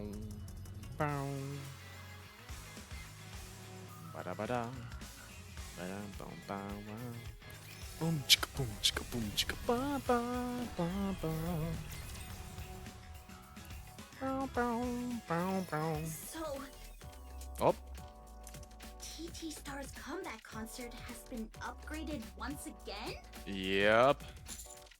Yes. And it's the first step in preparation for the Third Surface Reclamation War. Mm-hmm. Isn't it a bit much? Yeah, it's a Tell me lot. about it. That's yeah. My thoughts exactly. We're not the only ones performing, right? Given the scale of things? Hopefully. There may be some supporting acts, but it's essentially a TT Star solo concert. Did you obtain the NIKKE production technology? Oh, we didn't. Oh, you did? Okay, yes. So it's provided it. Huh? Why Bacillus and not Elysian? Are you not afraid of our tactical ways? Bacillus is the best when it comes to NIKKE production technology, after all. I suppose that's true. Yeah. If we've secured the technology, we should head to Eden quickly. It can't be helped. We're short on time, so let's get going. Your participation in the concert is mandatory, Anise. Huh? Me? Yeah. Yes. I explained to everyone.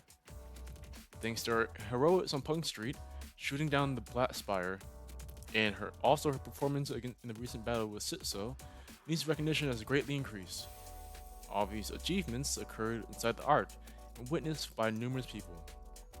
As a result, Nice has become one of the most famous NIKKEs in the Ark. Having established herself as a symbol of hope who saved the Ark in its darkest hour. The fate of the entire Ark is at stake with the Third Surface Reclamation War. The symbol of hope, Anise must stand behind it. Since she has past experience with the pop star, it's the perfect opportunity.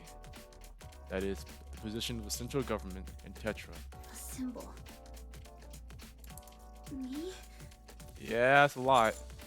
Yeah. I wager you're a source of hope for a lot of people in the Ark. The Third Surface Reclamation War must not fail, and since you've now become a symbol of hope, you need to inspire that hope in others. You need to show them who you are, Anise. Show them how radiant you are. Anise and Rappy and Neon placed their hands on Anise's shoulders. Be humble, Anise. Don't get all high and mighty just because you got a little famous. Don't forget about us. I haven't even done anything. Wait, then are you going to Eden without me? Are we? No, we'll catch your concert first and then go after. You sure that's okay time-wise? This doesn't only concern you. It's also important for the counters. You finally get to see the fruits of your labor. I think it'd be a good source of motivation for what's to come. Going to Eden after the concert is the right call. Some of the NIKKE production technology has already been sent ahead.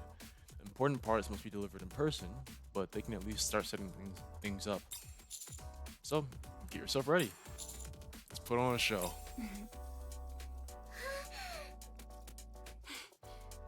Alright. I'll put on one hell of a show. You'll make sure our tickets are sorted, right? Better come in Be for sure free. to give us good seats. You gotta be in the front. Of course. You'll have the best seats in the house, with the best view of my performance.